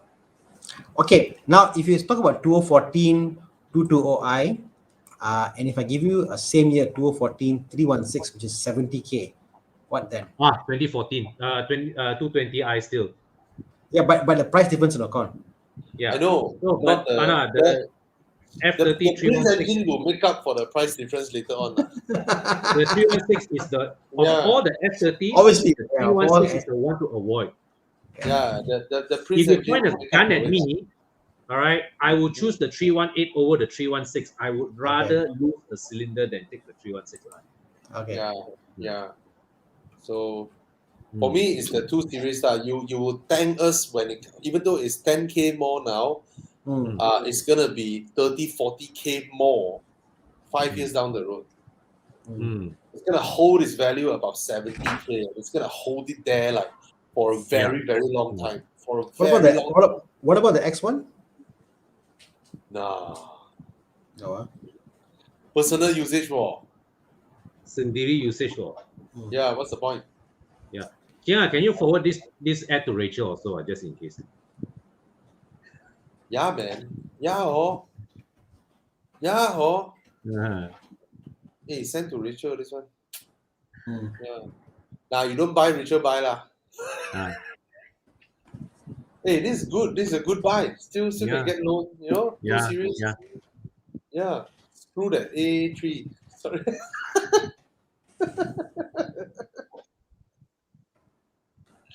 Buy. But cost lah. Yeah. No, I'm looking at because when you qualify for loan, right, 80 and 90 is no difference, right? Down payment is 1K difference. Installment is like what, 200 ringgit difference, 300 ringgit difference for 10K. So yeah. Right. Yep. Tana is researching something, or Tana. Tana needs to. I think he needs to go to the loo. Oh, sorry. Yeah. Go for a break. Okay, go. Okay, come. Let's take out the next one. Nielsen, this is too open-ended. You need to define your question. Yeah, man. Too wide already. Yeah. So. Okay. What about this one? GLC versus XC60. Please help me convince my mother that Volvo is a good brand. It is. Just tell her it's safer. Yeah. The safety systems has no comparison. Yeah. Right. S4 2009 at 63. Wow. So. Oh no, but I've seen some for 50 plus already. Mileage was 75,000 ringgit. S4. Yeah, I remember seeing there was one that was going for surprisingly cheap. I was shocked also. But there were just too many of them lah. Okay, really, the S4 I wouldn't be able to guess because it's 2009, which is the same as my car. Yeah. But when I sell my car, I told the guy, I told the dealer that took my car in. I told the dealer, you can tell the buyer don't need to do anything. Wherever he stay, Perlis or Johor, he can just drive my car off. That's because I maintain my car well. So cars that are 12 years old, right? Again, when I say cars that are 7-8 years above, right, you cannot rely on the inherent reliability of the car anymore. Yeah. It depends on the previous owner, how good it is, how good he is. And even though it is one of the most reliable Audi engines of that era, it is of no comparison to the modern generation Audis. Okay. Oh yeah, of course. Like I replaced my clutch, right? When you replace your clutch, it's a job that is above 10K, right? And is some people replace their steering racks, right? Steering racks are easily 7-8K. If you're buying new, if you buy used or chop shop and all that, they may be 2K, 3K. But that's a luck thing lah. So I can't say, but what I can say is that I've never had a breakdown. Never had a breakdown. So I do not know. You get the car inspected, and it's too old to qualify for our extended warranty anymore. So you just get it inspected, change all the fluids, and then you just pray, because 75,000 may not be the real mileage. And if it is the real mileage, that also means that you're very near the 80-90K, premature failure of a lot of components already. Your alternators, your pumps, your racks, your control arms. Your all these things. It's time to get them changed. This particular car, by looking at the engine bay, he's got a aftermarket charge pipe and work done to it. Just be careful. I wouldn't get Yeah. I wouldn't get this unless he can provide unless it's a direct owner and he can provide you receipt that he has done the overhaul. Because my friends have got this similar engine and they've done like supercharger, the journal bearing for the coolant, the water pump, a lot of those things. There's a lot of tricky parts with this car. If the car been tuned, if the car has got all the work done, if they can provide you a listing of what they've done before, look into it. If not, you know what, buy him at some more stock. Almost guaranteed all of them will be tuned because this engine is so easy to tune. And it's one of the best engines out there. Fuel consumption is very high, and supercharger cars are generally more reliable than turbochargers because it's so simple. It's just one pulley, pull the upper pulley. That's it. It's like nothing else. It's like all the pipes flying around the engine bay, right? Yeah. I had a pleasant experience with my car. I love it. The response, the power, everything. But if you guys want to buy a 3.0 a car, there's an Audi A6 that I know of for sale, which I can vouch for, which is in excellent condition. There's a guy that I know of in my club who's selling. Look me up after the call. His car is immaculate. I'm not sure the same car, no? Is it? Yeah. Okay, this is the low spec S4. This one is a low spec. You don't see the MMI control knobs behind the gear lever, so that's a low spec. But it's 2009. Whatever MMI shit is in there, you can just throw it away and get an Android player. They are irrelevant now. The low res screen and all that. All you get is your CD changer. You don't even get a USB port. This was the era that Audi thought they can rip you off by having a custom port, and then you have to buy cables from them, from their custom port to USB or from their custom port to it's just nonsense. But the one you can buy aftermarket can buy from China quite cheap. Yeah, it's pretty nonsense. This whole thing, you just change your Android player, then you're happy with it. All right, so good luck if you're buying. Good luck. Good luck. All right. What else? What other questions? I saw one, a quick one. ES250 buy. Okay. Lexus is an automatic buy. Just buy. Yeah. Just buy. It's like okay, Tana, got people interested in the A6 already. Hook me up on this guy. It's not listed. It went to the members. I said so. Contact me and I will give the contact. It's the guy is so anal about everything. Like just so particular. It's just an excellent commercial car. I was about to buy that car actually. I didn't buy it because if I buy it, it'd be like getting back the same car itself lah. So Bobby said don't buy lah. He said don't buy the same car. He said I know why you're buying the car, but don't buy. So I stopped buying it. if not, that's the car to buy. Edric owns the car. The guy is a professional drone pilot. Why is he selling the car? MCO conditions and all that stuff. By hardship. But other than that, it's fabulous car. This one, it's like the door seal, the paint and all that. Like, there's a 3-liter supercharged Audi A6 at my workshop there, Prestige there, right? Has the whole exterior with rims and brakes, everything changed to S6. So from outside you cannot tell it's not an S6. You just open the engine bay, 3-liter.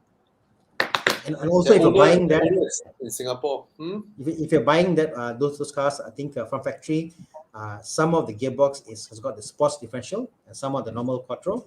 Because the S6 came with sport differential and the normal one came with normal. My friend's one actually came with the guy so crazy from factory. They ordered the car with sport differential and a lowering kit. So one of those rare spec cars. The sport differential, what it does is that when you're doing a corner, your car starts to understeer. It is very counterintuitive lah. You have to apply more throttle. So it's not that clever in the sense that I'll give an example. The RS6, right? The RS6 can just transfer the power just automatically, left, right, front, back, and all that. Whereas in my S4, right, when it starts to understeer, where you need to lift off, right? You need to apply a little bit of throttle, then the car will be like, oh, that's what you want. And transfer power to the outer wheel to rotate the car. It's a weird thing. It's a weird sensation. It's like I'm understeering, I add a little bit of throttle, and then the car will dial the car in, but it's unnatural feeling in the S4. Yeah. I mean, the thing is that your typical reaction when you understeer will be to lift off, right? Lift off, yeah. And then you have to apply. Then you cannot apply too much. You apply too much, you're gonna continue understeer. Apply a little bit to indicate, then the car will send power to the outer wheels. But I find that the playfulness. I mean, the problem with Quattro is I find that on the normal Quattro it's like a bit too safe lah. It's like okay, it's just there, So the reason why I like BM is because BM is more playful. So I think the playfulness is what is fun. Being controlled is not always good.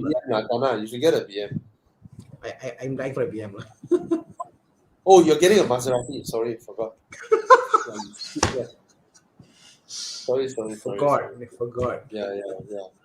okay, come. Let's help Dawn with a question.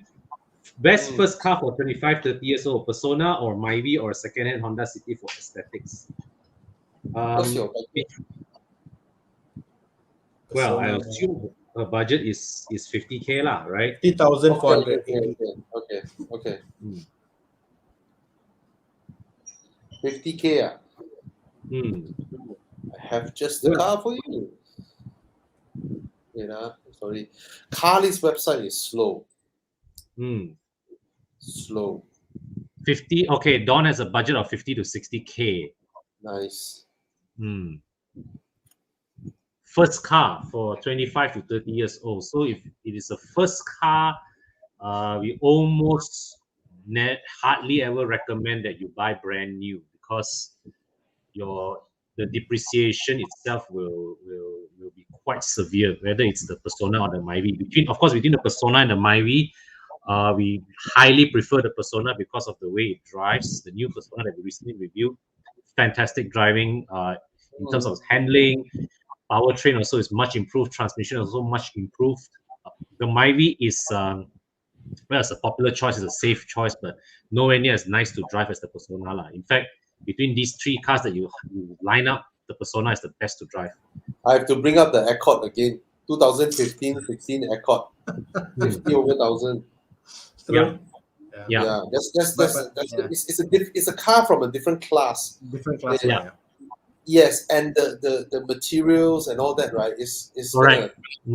Last longer than a 2018 Honda City for that matter. Correct. And with an Accord at 50 at that price range, right, you are very, very far down the depreciation curve. You are at the very linear phase of the depreciation curve. Yeah. And you're 25, 30 years old, you're not 18, 19, so maybe in a few years you might go into marriage or whatnot, it's a executive class car that will suit you, that will be suitable for you for the next 5-7 years, Correct. You can drive it. Yeah. And trust us, low maintenance. Yeah. All right, get an Accord. Wow, facelift GS350 2016 selling for 190K. Muda, is it worth to buy? 2016 is which one? 2016 is the quite sharp looking one. 350. GS 350. Yeah. Oh, this one love paint. No thanks. Hey, 350 is what, 3.5, right? Yeah. Ooh. 190K. Oh, that's only so one. So buy strong. Then this car. That's facelift for 190K. Buy. You're paying Camry price for this. Just buy. And they stopped making it. I don't quite like this facelift, to be honest, but this GS, the chassis and the powertrain is it's a very sweet setup. So yeah. I don't like the pre-facelift though. The pre-facelift, right, looks like an Accord. That's true. That's Very true. But you dull, see, this facelift, these design cues were not meant for this car to start with. Yeah. Yeah. Okay lah, 190K, you drive this car out, you park next to a BMW G30, everybody's going to look at your car and not the G30. Correct. And everybody's going to think you are the richer guy. And then you ask Apple where he changed his exhaust. Oh my god, Yeah. the 3.5 V6 going to sound like a dream. But Rotex, Rotex. Rotex. Rotex pain. How much is the Rotex? 3.5? 5K? 3.5. 3.5 is about 4K plus. No. 4K plus?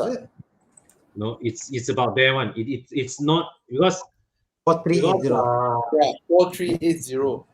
Yeah. That's a painful Rotex. 190K. 190K, you might be able to get some Panameras. But I don't know what year lah. It could be 2014. Porsche Panamera. Let me see. Oh, okay. Right on. Right on. You can get sorry? I was reading an article today and talking about cars with the highest reliability in the world, and Toyota obviously was way up there. And it said Porsche will also be there if they were categorized as a mass car producer, you know. But yeah, it's reliability seems to be one of those things that's with Porsche. So yeah, Panamera. Get the Lexus. The Porsche for this price range, right? What is that? How old? Sorry? Yeah. It's the 4.8 though. Oh no lah. No, but there are far fewer Lexus than there are Porsches lah. Yes. So you are getting a rarer car. Yeah, go for it. If you like the car, you're ready for the road tax. It's worth buying. It's Camry price for a GS 350. Very rare. Very rare. Yeah. Very rare. Yeah. Theophilus was saying that he liked the ES better than the GS. Well, the ES don't drive as well as the GS. Right? Yeah. All it has is room. Yeah. And you know the I think back in like the previous gen ES, right?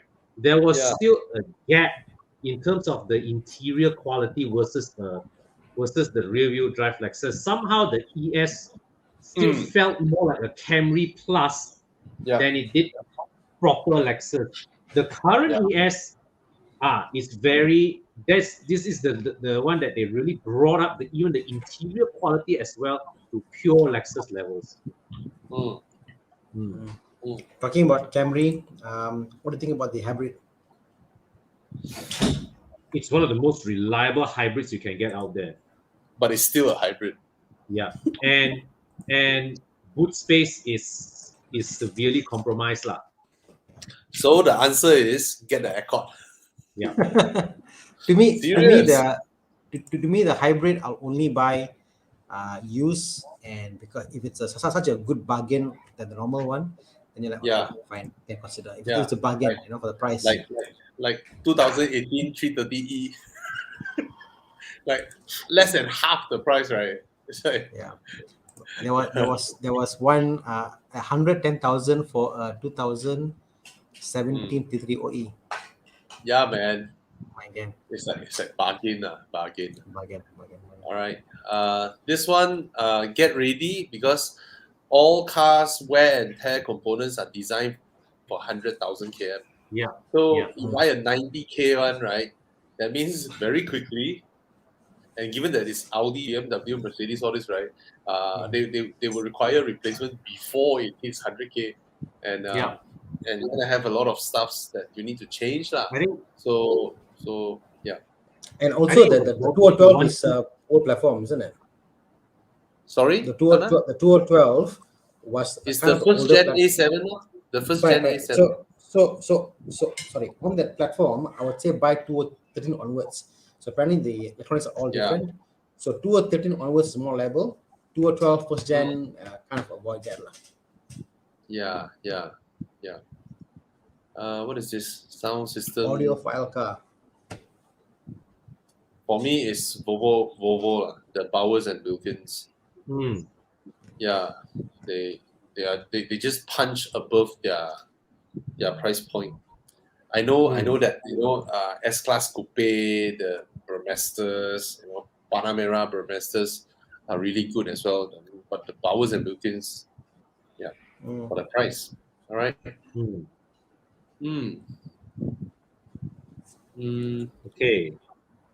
Bryce, been planning to get an MX-5 MD soft top manual in the future. Anything should be aware as opposed to the auto ND? And if you Be ask, aware. are you big size or not? Only that's the question.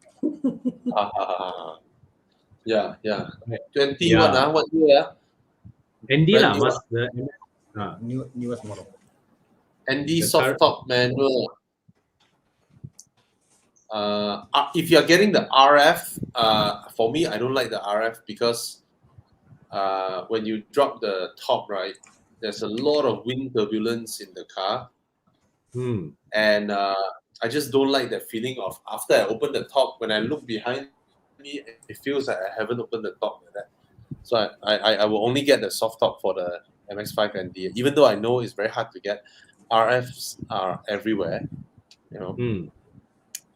Yeah, and I think soft top manual are even rarer in our market.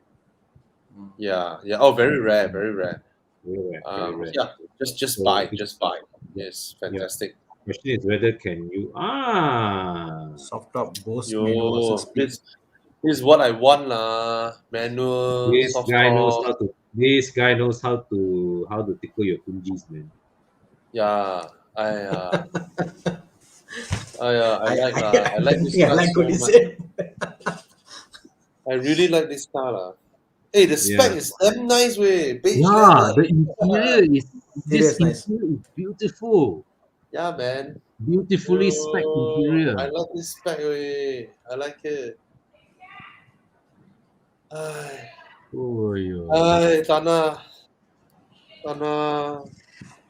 Can we just buy cars? Bobby, buy. I want to buy house. You need a small car, Bobby. You need a small. Yes, You I already have totally the know. I need. You know what's funny, Tana?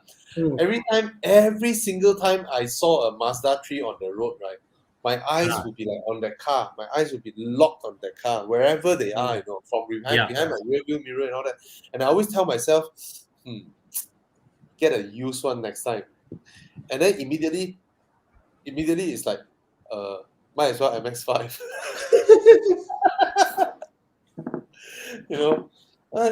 It's so nice lah. I like the MX-5. Cannot forget about it. Oh well. He said, Bree replied, says, no, I'm small, less than 160 cm, man. Only me and my girlfriend. Go for it. Buy. Go for Start hunting now. So what happened is this: when the MX-5 arrived in Malaysia, right, I was the first to drop a booking. So I actually booked the car. I mean, place a booking, and then I don't know, Con, you were there, right? But I didn't know you placed the booking until Dato' Ben is like, do not ask whether we're bringing the manual. We will only bring in the automatic. All right, first question. Then I put up my hand. I said, yes, Bobby. Then I asked Dato' Ben, when are you bringing in the manual? then Dato' Ben is like, if you buy one, I'll bring it in. Then I was like, okay, I'll buy one. Then salesman come, then place booking 2K, Then they let me drive the car for 1 week, and I realized that for my height, right, the problem is that for my legs to place properly in a proper driving position, not the one where both your legs are like cramped up, you stretch a bit and then proper driving position, my hands need to go all out straight because the steering is not telescopic. So They only introduced the telescopic steering in the 2019 or 18 facelift model, the one with with more horsepower. Yeah. So yeah. So you The can size is get small, a but 2019 MX-5 in the future lah. I don't know lah. Don't know lah. Need to buy house first. Only buy one. Don't know ah. Don't know ah. Don't know ah. Be confident. Be confident. I keep telling myself that now. Be confident. You're in different industry lah. Okay. What other questions? I spotted this. So they're not terribly expensive, just that the frequency might be higher lah. Yeah. Yeah. I think for most of the Audi engines, the parts are okay lah, still manageable lah. You know, talking about filter lah, belts and timing chains, all that, still manageable. Where it gets expensive is when you got low compression, when the engine is Kong lah. Because the moment there's low compression, then you're talking about piston rings, piston. Then you're talking about easily 12K for a good job, 8K for a good job, for a whole engine overhaul. So my advice is what we call the Audi engines are very prone for engine overhaul. Some of them will see oil level is dropping. I think it's normal because it's normal for Audi, like every 5,000 you add 1 liter of oil. Some are actually not common. So go and do your PPI, get them to do a compression test. If you can, if you're really concerned, ask them to do a leak down test. It's not common, but do a leak down test where they do a vacuum for the But Tana, I would recommend him to get 2013 onwards 2-liter turbo. Yeah. Agreed. Audi cars from 2013 onwards are way more reliable. Yes.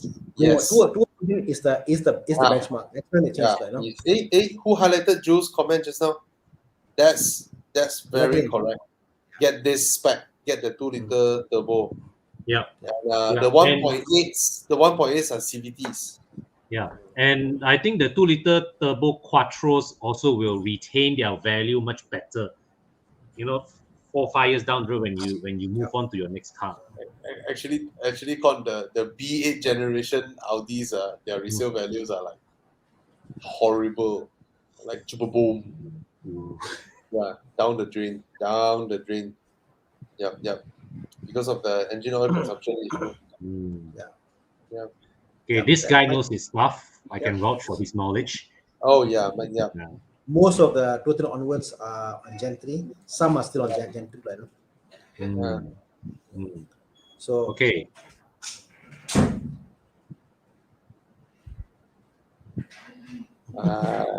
This kind of question. You can find me? Got FT2R. For sale. Yeah. I guess they're very different cars lah. Very different cars. The Golf R is more livable day to day. Yeah, of course. Golf R is the car you can live with every day. Right. And one can be investment. One can but be FD2R is the one that will turn heads every time. Guy hates lah. Yeah. Okay, this question. Sorry, I just want to answer him. Very comfortable, very nice, very fast. But I changed the O2 sensor last year, and then the day the steering rack got sound, then got it fixed, and today after my drive around Sepang and all that, my brakes have a weird sound when I do heavy braking. It's like so I send it back to check what's going on. So it's just this type of niggling stuffs lah, here and there. But overall the car is okay. But compared to the Aston is like a Camry now. It starts every day. Whack. I was whack like crazy. Then go home, switch off the car. Then later go up the car, switch on again, go and buy bread, come back, switch off. The Aston behaves like a Camry. Right? Yeah. But I must say, like, you're right, like, I think this all the Audis, it's experience, like, you know, living with all the small things is experience, like, you know. It's always something, all the one small thing. things. So overall, I mean, I know what I'm getting into. So the only thing is that I kind of hope that I can keep these two cars for like 10, 15, 20, you know, and pass it to my kids and all that. I don't want to sell them on. I want it because it's my dream car, right? RS and RS Audi, you know, RS6 and then the Aston. But I can tell already for now that the Aston on the long run will be way easier to keep for 20, 30, 40 years. Whereas the Audi, I'm not sure. I know at the mercy of whether they still produce the parts or not. It's at the mercy because there are just so many things in that car. You open the engine bay, you may end up keeping the BMW longer. Sorry? You may even end up keeping the BMW longer. Yeah, these three cars are cars that I really want to keep, you know, but I have my doubts on both the BMW and the Audi. But the BMW has been exceptionally reliable. 2011 car until now, right? It's like exceptionally reliable. I mean, the soft close doors already failed on my driver's side, but I don't care. I just close the door. Other than that, the BM is super reliable. Yeah. So like that.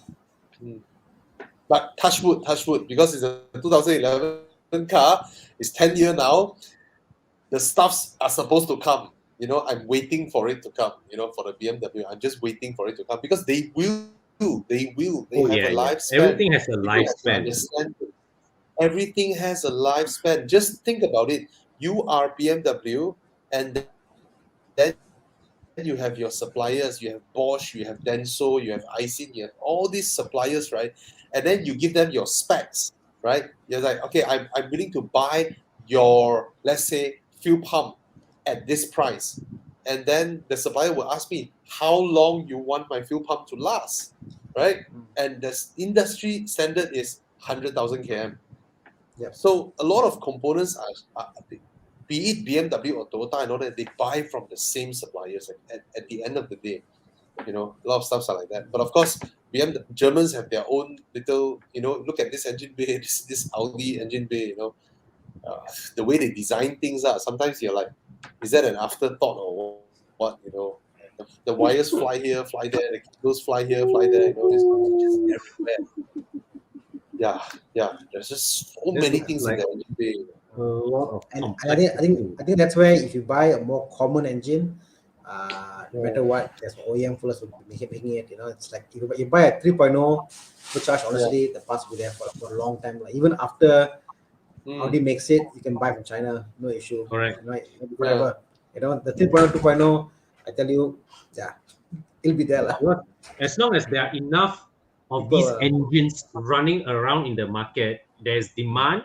It justifies somebody investing in the production to keep these things going. Yeah. But the thing is this, Con, a lot of stuffs, right? They used to make it with cast metal. Right? Like my cast, my Aston's intake, the whole thing is cast metal all the way. The intake plenum, everything is cast. Yeah, these things now in German cars everything are plastic. Every single thing are made of plastic. You know, you just hate them for doing this. You know, it's like designed to crack. Yeah. But lighter performance. Yeah, lor, that's the thing, lor. Hey, Tana, this is something right up your alley, man. Okay. This guy 24 each. 24 working at banking, taking a weekend car or project car around. Wow, weekend car 100K as a way to distress. Investment banking is a good feel, True. 4-year-old. I would say if you're in the banking and you want a safe car, a weekend drive, get a 86. Money he's not looking for a safe car. He wants to de-stress. No. Because he's in banking, so he wants to buy a car which is that you can get to it, see what you like or not, distress. You might want to flip over. So this is for you to get into the scene to see do you like it or not. Because I think people think like, oh, I want to go and do 2K because all driving. That may not be your lifestyle. because it's a lifestyle, So get if it's a safe now like 86, then you say no, actually I want to drop top, or I want to get maybe something higher end, So try out 86, see if you like it or not. You can do small mods to it. You are working in banking. You got no free time, honestly, on a work day or a weekend. You only got enough time to drive and something reliable, and do minor stuff like exhaust light here and there. That's about it, So safeguard to get 86.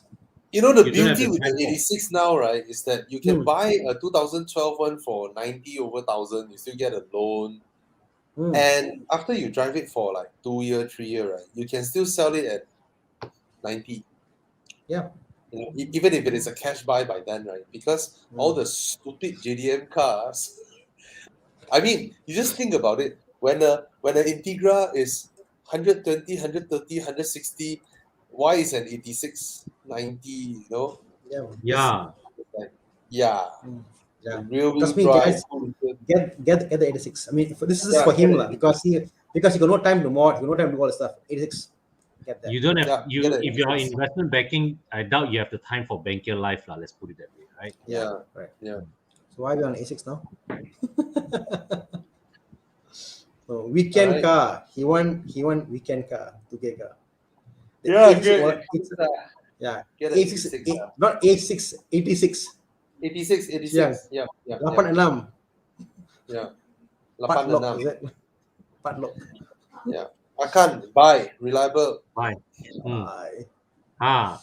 Amazing resale value. I mean, they have remained stagnant at 220,000 for like 3 years already. They drop until 220, 230, right? They just stay there. All the makans. Yeah, amazing, Yeah. right? Still look modern, damn nice to drive. Go ahead. Makan. Wow, this one loves pain. Levante. He drives a Cayenne 958 and now he wants to up to a Levante. Levante diesel got sell in Malaysia. Oh yeah, God. You want a Maserati diesel? I'm an anti-Levante. Huh? I don't know, man. He has a Cayenne and then he wants something. I mean, okay, to be honest, I'm not quite for me, between the three of us, I'm always the guy who would be okay to go for a diesel. But like what Bobby said, a Maserati diesel doesn't quite sound like a great idea, because when you buy a Maserati, you're buying it for, in a way, the drama, the occasion. And diesel does not get you drama. Diesel works if you are buying a workhorse, right? You're buying a family car, a big ass family car like a Kia Carnival. Diesel makes sense because you want the torque of the diesel and you love you. But you're buying a Maserati, you want that engagement of the thing. You want the free revving petrol engine as well. Yeah. So to me, the Levante is a sellout lah. They're just trying to sell the brand and get out, Crossplane V8, nothing. I don't understand the Levante. I do not understand. It's like Cayenne exterior and then Macan interior. I don't understand the packaging of the car, but what can he buy? He's now driving a Cayenne. Cayenne, 350K. Yeah, lor. And he still wants an SUV. Nothing much to recommend him. Yeah. So, something different, like you want to try a Volvo, it'll be a different experience. I do think it's from a Cayenne going to a Volvo. Some people may see as a downgrade, but it's just different, Can go different, I don't know, but you can go higher. Must he want an SUV? Well, if he's looking at a Levante, I'm guessing SUV. Ooh, Range Rover Velar. Well, if you are, this is not a bad choice, because if you're considering a Levante, means you're open for pain already. So but this is a much better car than the Levante. Oh, exactly. It's prettier, more spacious, you know. And, Yeah. and look at it, it looks like a freaking concept car. And the best part about Range Rovers, right? You can park a Range Rover next to a Bentayga, a Cullinan, a And not be DBS. out of place. Yes, you look that expensive, you know. Correct. They look more expensive than Cayennes. Hmm. Yeah. So Actually, you're right. for Range Rover. A Cayenne next Mm, to a Range Rover, a Cayenne feels like a safer choice than a Range Rover. You know what I mean? yeah. Hmm. Maybe because it is Horrible. gone. Gone. Because maybe it is.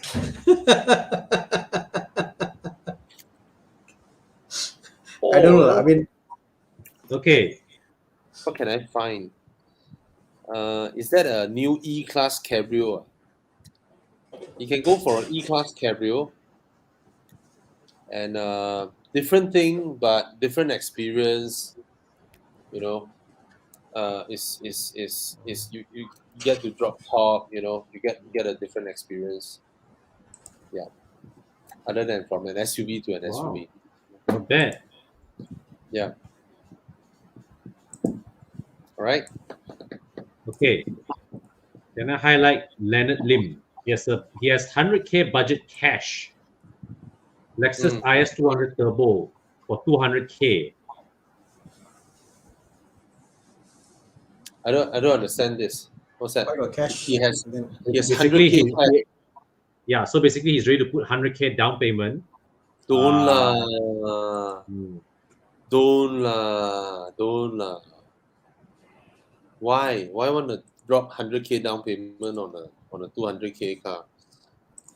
Drop 20, take loan. You still got 80 in your bank, Hmm. right?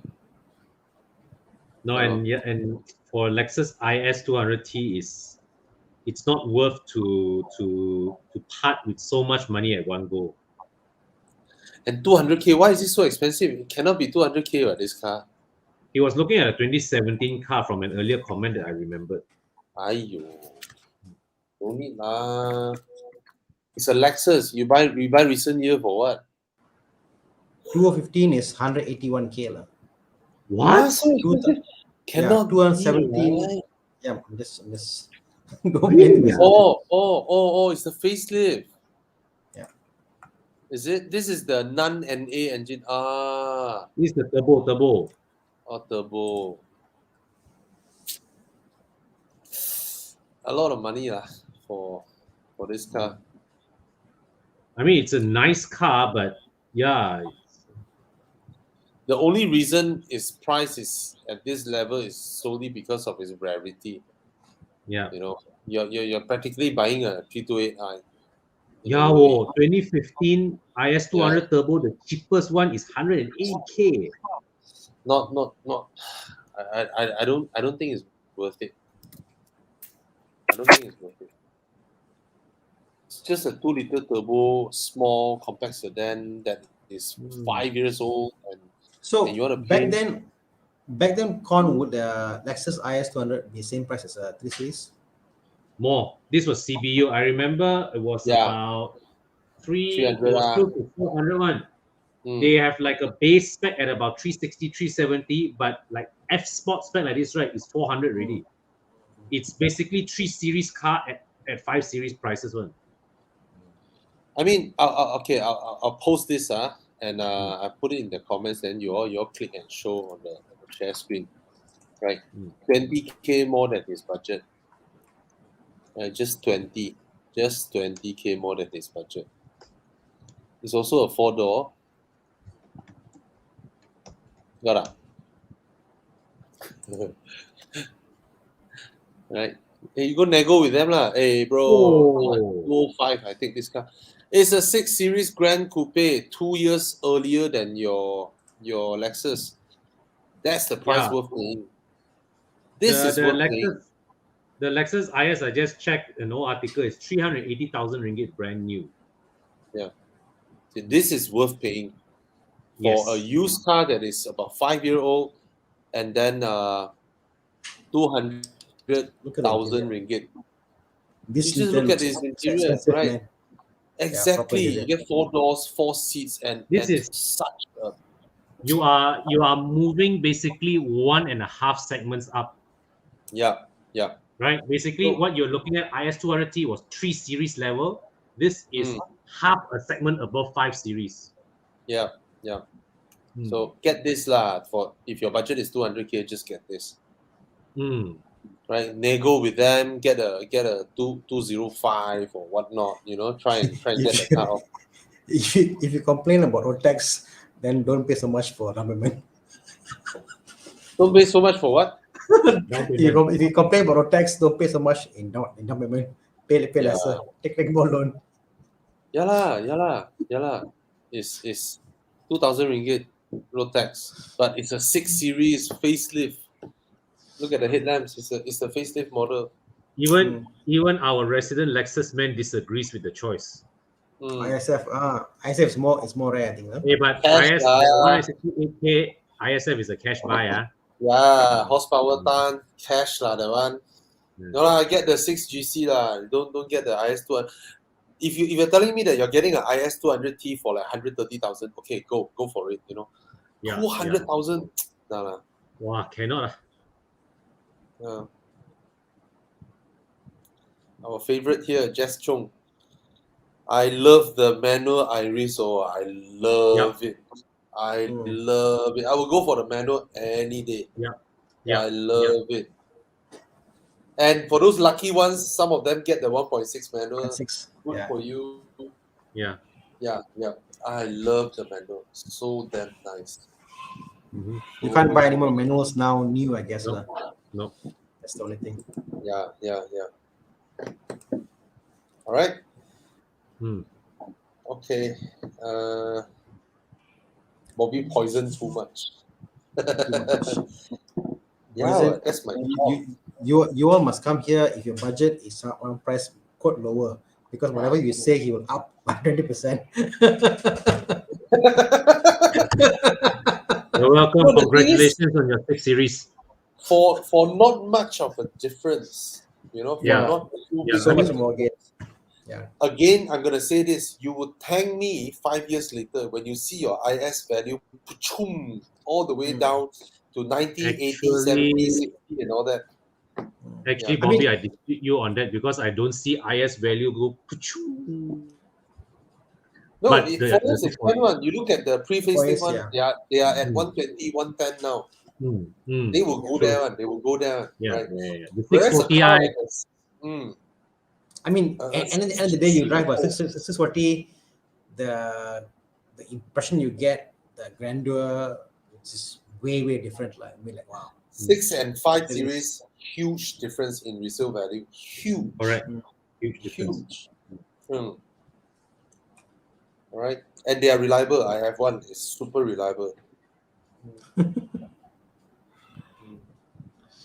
I got a question earlier asking me why don't I do videos about weekly updates. Honestly, I don't have the time to do updates. It's the time, and also that my projects are more long-term projects.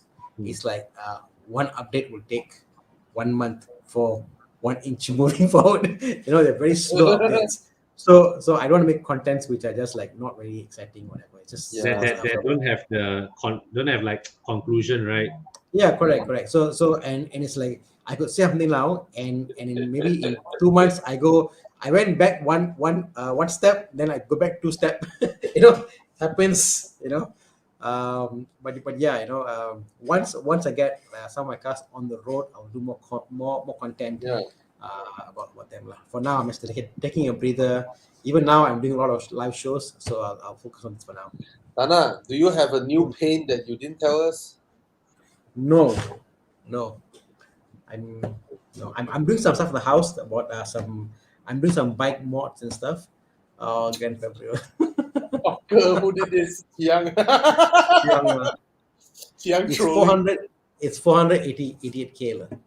I honestly, I thought about this after Bobby Hemi. I feel the Gran Turismo is the perfect shape for the Maserati, not the Grand Cabrera. Yeah. And you just think about this, right? in 2013, right? I mean, this same era lah. The Maserati Grand Cabrio was slaughtered in sales by the 6 Series. Yeah. Yes. They were the same range, Yes. you know. Yeah, same range, and they got slaughtered by the 6 Series. Yeah. Yeah. And 480k, what the hell? Yeah. All right. So we got a comment from Hasbullah, our congratulating resident professor. Yes, Con, congrats on your new business. Thank you, thank you. Man. I'm actually having Con coming on my show on Thursday, maybe. So we spoke about. Are we on Con by the way? He's asking. We're on, right? What? On. Yeah. So I think Roland, we had a show before about should you buy a property during pandemic, correct? So now the question is, should you start a business during pandemic? And Con is starting one big pandemic. So if you guys want to do about starting a business during pandemic, why not? You know, I think Con is the best case example for you to listen and follow. Yes. Thank you so much. I'm very grateful for the support, not only from within the Horizon team, but also from our viewers as well. So internally, I've been talking with our team members. Of course, Bobby and Fen were the first to hear about this. And from day one, you know, from the moment I opened my mouth, they were very supportive about it. And Tana, you, Thomas, Chuyang, you were the next people that I went to within the family, lah, right? To talk about this. And you guys were very, very supportive as well, giving me well wishes, giving me great ideas.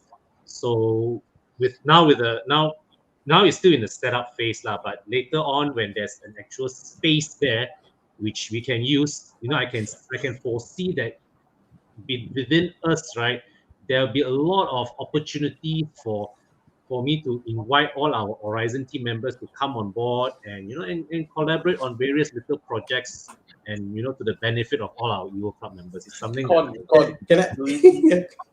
Sorry, Atana, I have to say this. He reminded me of something.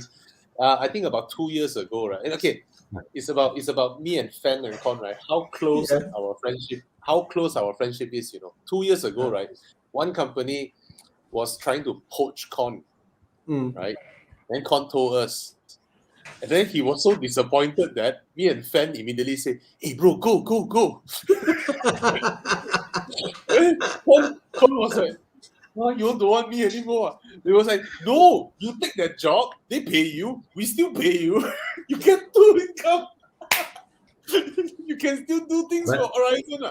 Somehow you help us espionage a bit."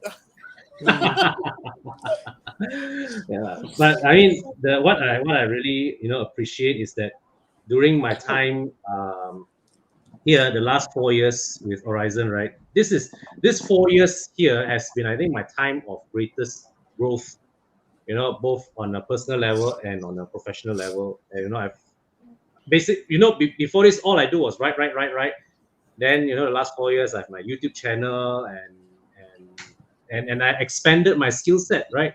So I always had this thought of wanting to do my own thing. I always saw that when I came here, all right, after talking with Bobby and all, because Bobby and our friendship goes back to like my first days in the industry, lah. Okay, so one of the things about Bobby is that I've always been impressed by his business mindset. And between Fen and me, right, we've had this conversation before, and the one thing that the two of us always admire most about Bobby is that he has this X factor to be able to connect dots that, you know, that we otherwise would not have seen. You see, I've always had this mindset of trying, always looking out for opportunities to make more money, to enrich myself. But I always had this tendency to do it with a brute force kind of approach. I want more money, right? I do more work, and, you know, and more work translates to more money, you know. But Bobby has taught me something new, that sometimes it's not just about the hard work.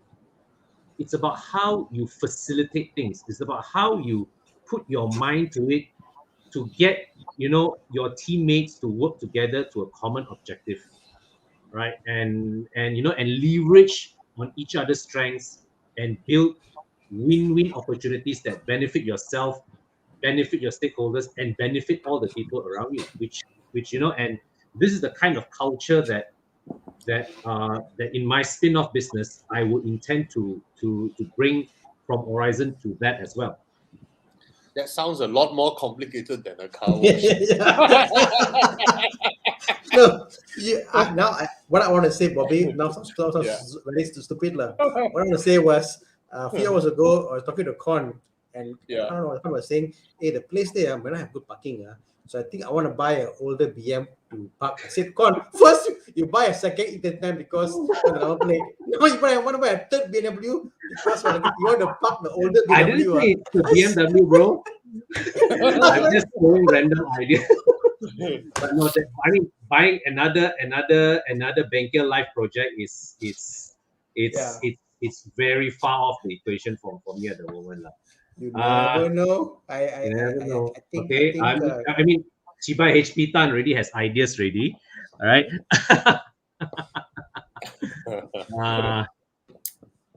I mean, hey Gary, come, let's talk, man. But after my business starts running, all right. Let's always open to ideas. Okay. And one of the mindset that I'm adopting now is there are always opportunities if you are willing to look, if you open your eyes and look, and if you're willing to work for it. Yeah.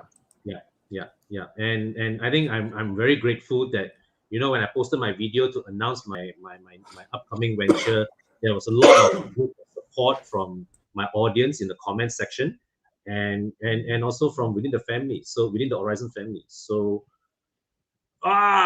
so definitely it's very, very exciting project. Yep. All right. Oh, we're closing on 3 hours. Yeah.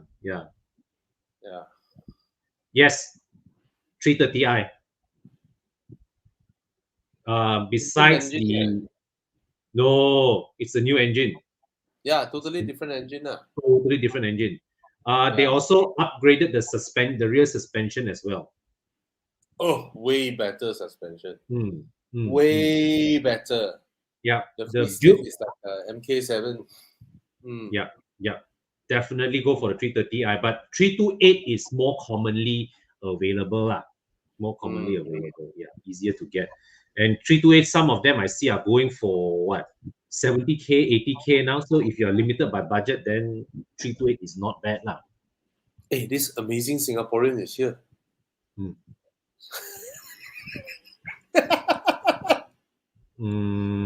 Hey, Tana, I lost your.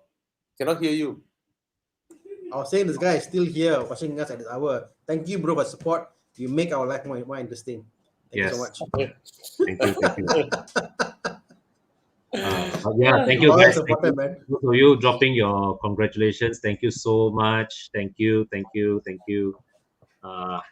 So it's good that you know that I'm going into this with so much support. To be honest, it's a bit, in a way, it makes me nervous because I've got a wife, I've got 2 kids, got 2 BMWs.